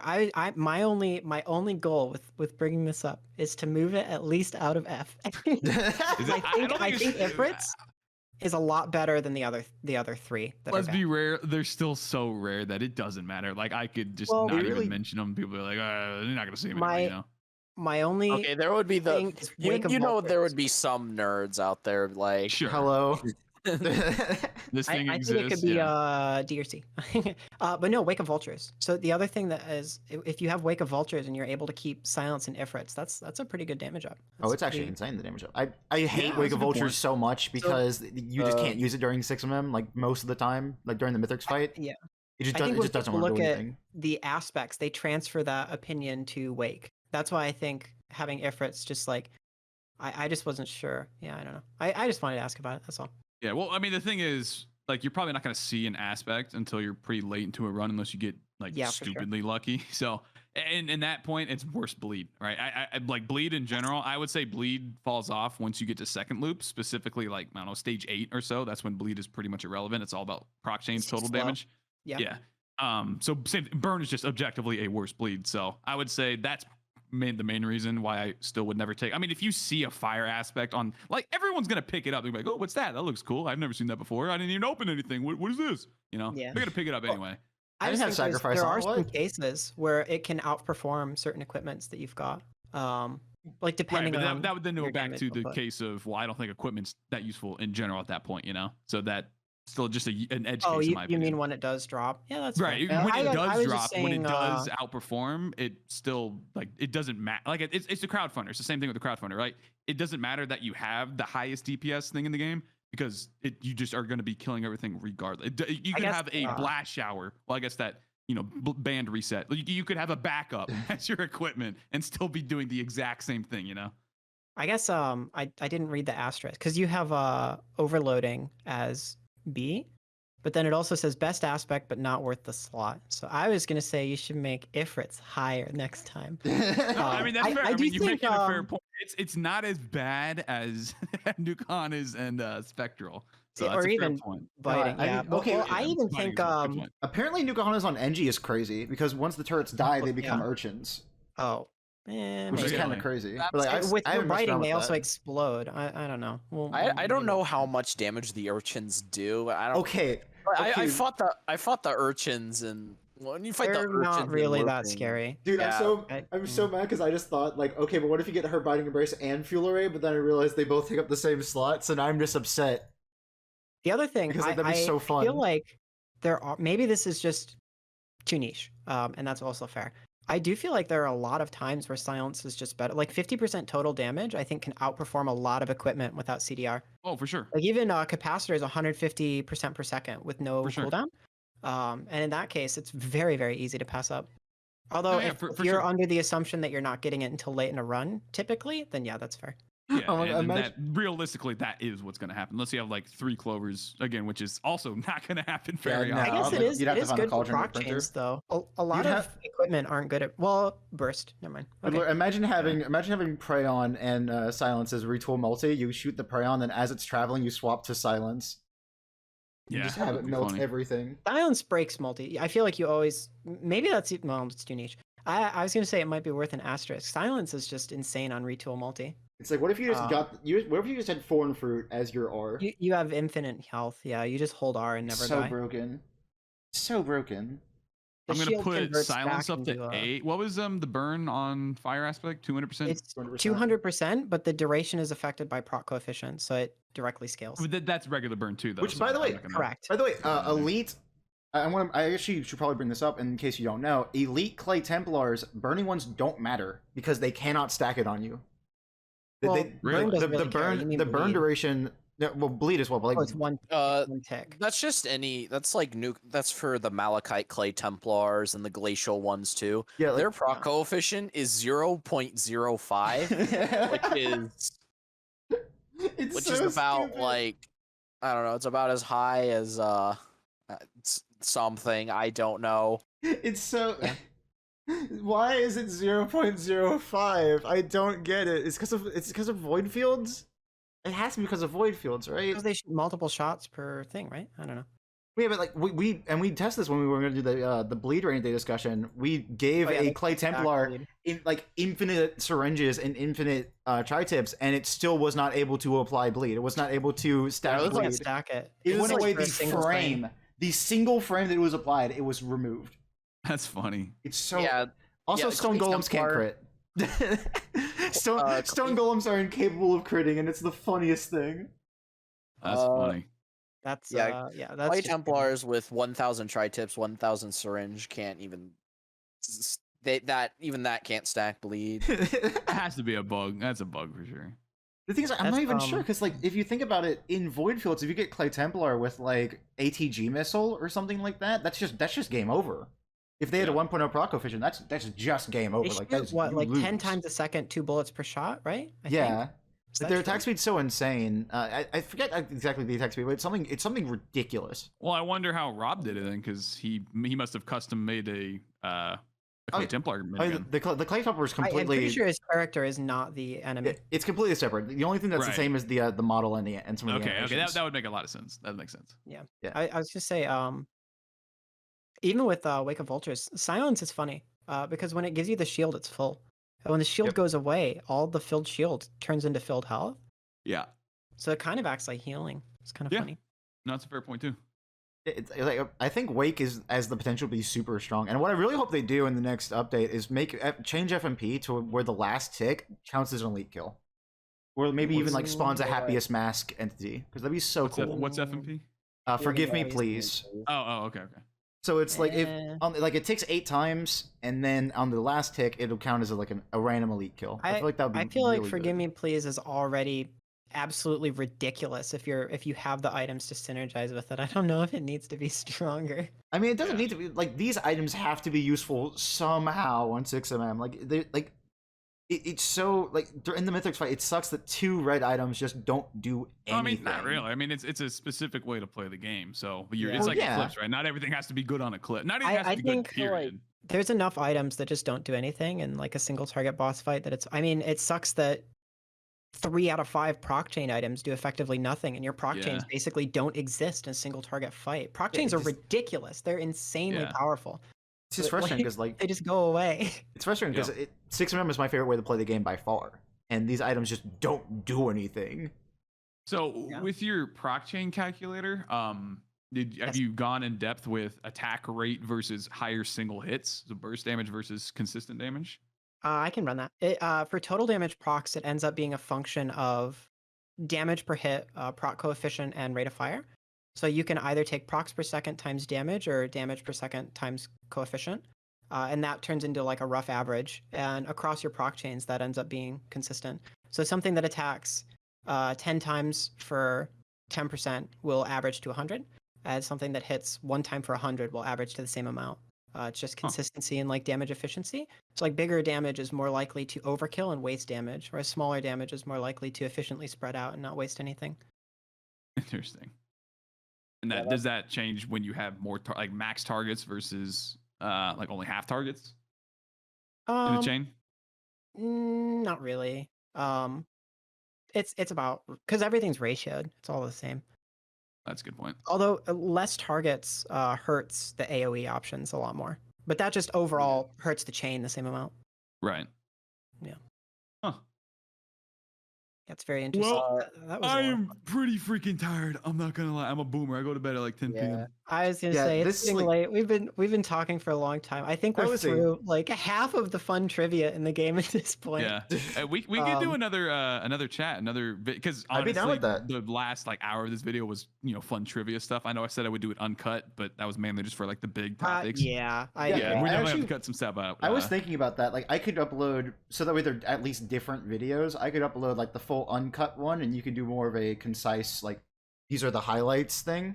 That's a good point. Okay, yeah. Like a real edited video versus like just an info dump, which actually matches the style, right? Well, your content is a lot more digestible, edited, like and content, I do run a day discussion. We do a lot more podcasty stuff. People have told me that they like go on walks and listen to my videos, stuff like that. Like that's like I basically do podcasts like for the most part. I think that would be good. So I think if I may close a bit, I really appreciate you taking the time to reach out and talk to us. It's great. It's really kind of surreal as a member of the community to be talking to someone who's kind of really influential, and I feel like I just have to put out there, if there's anything you're ever like curious about, or like if you're ever concerned, or like you want to make a video about like something that feels weird, or like attack speed or something, like we have a lot of the tools, a lot of things. We've got like videos or clips or like code dumps or something, and everyone would be more than willing to to help out with that, because it's super cool. It's fun to just be a part of the community.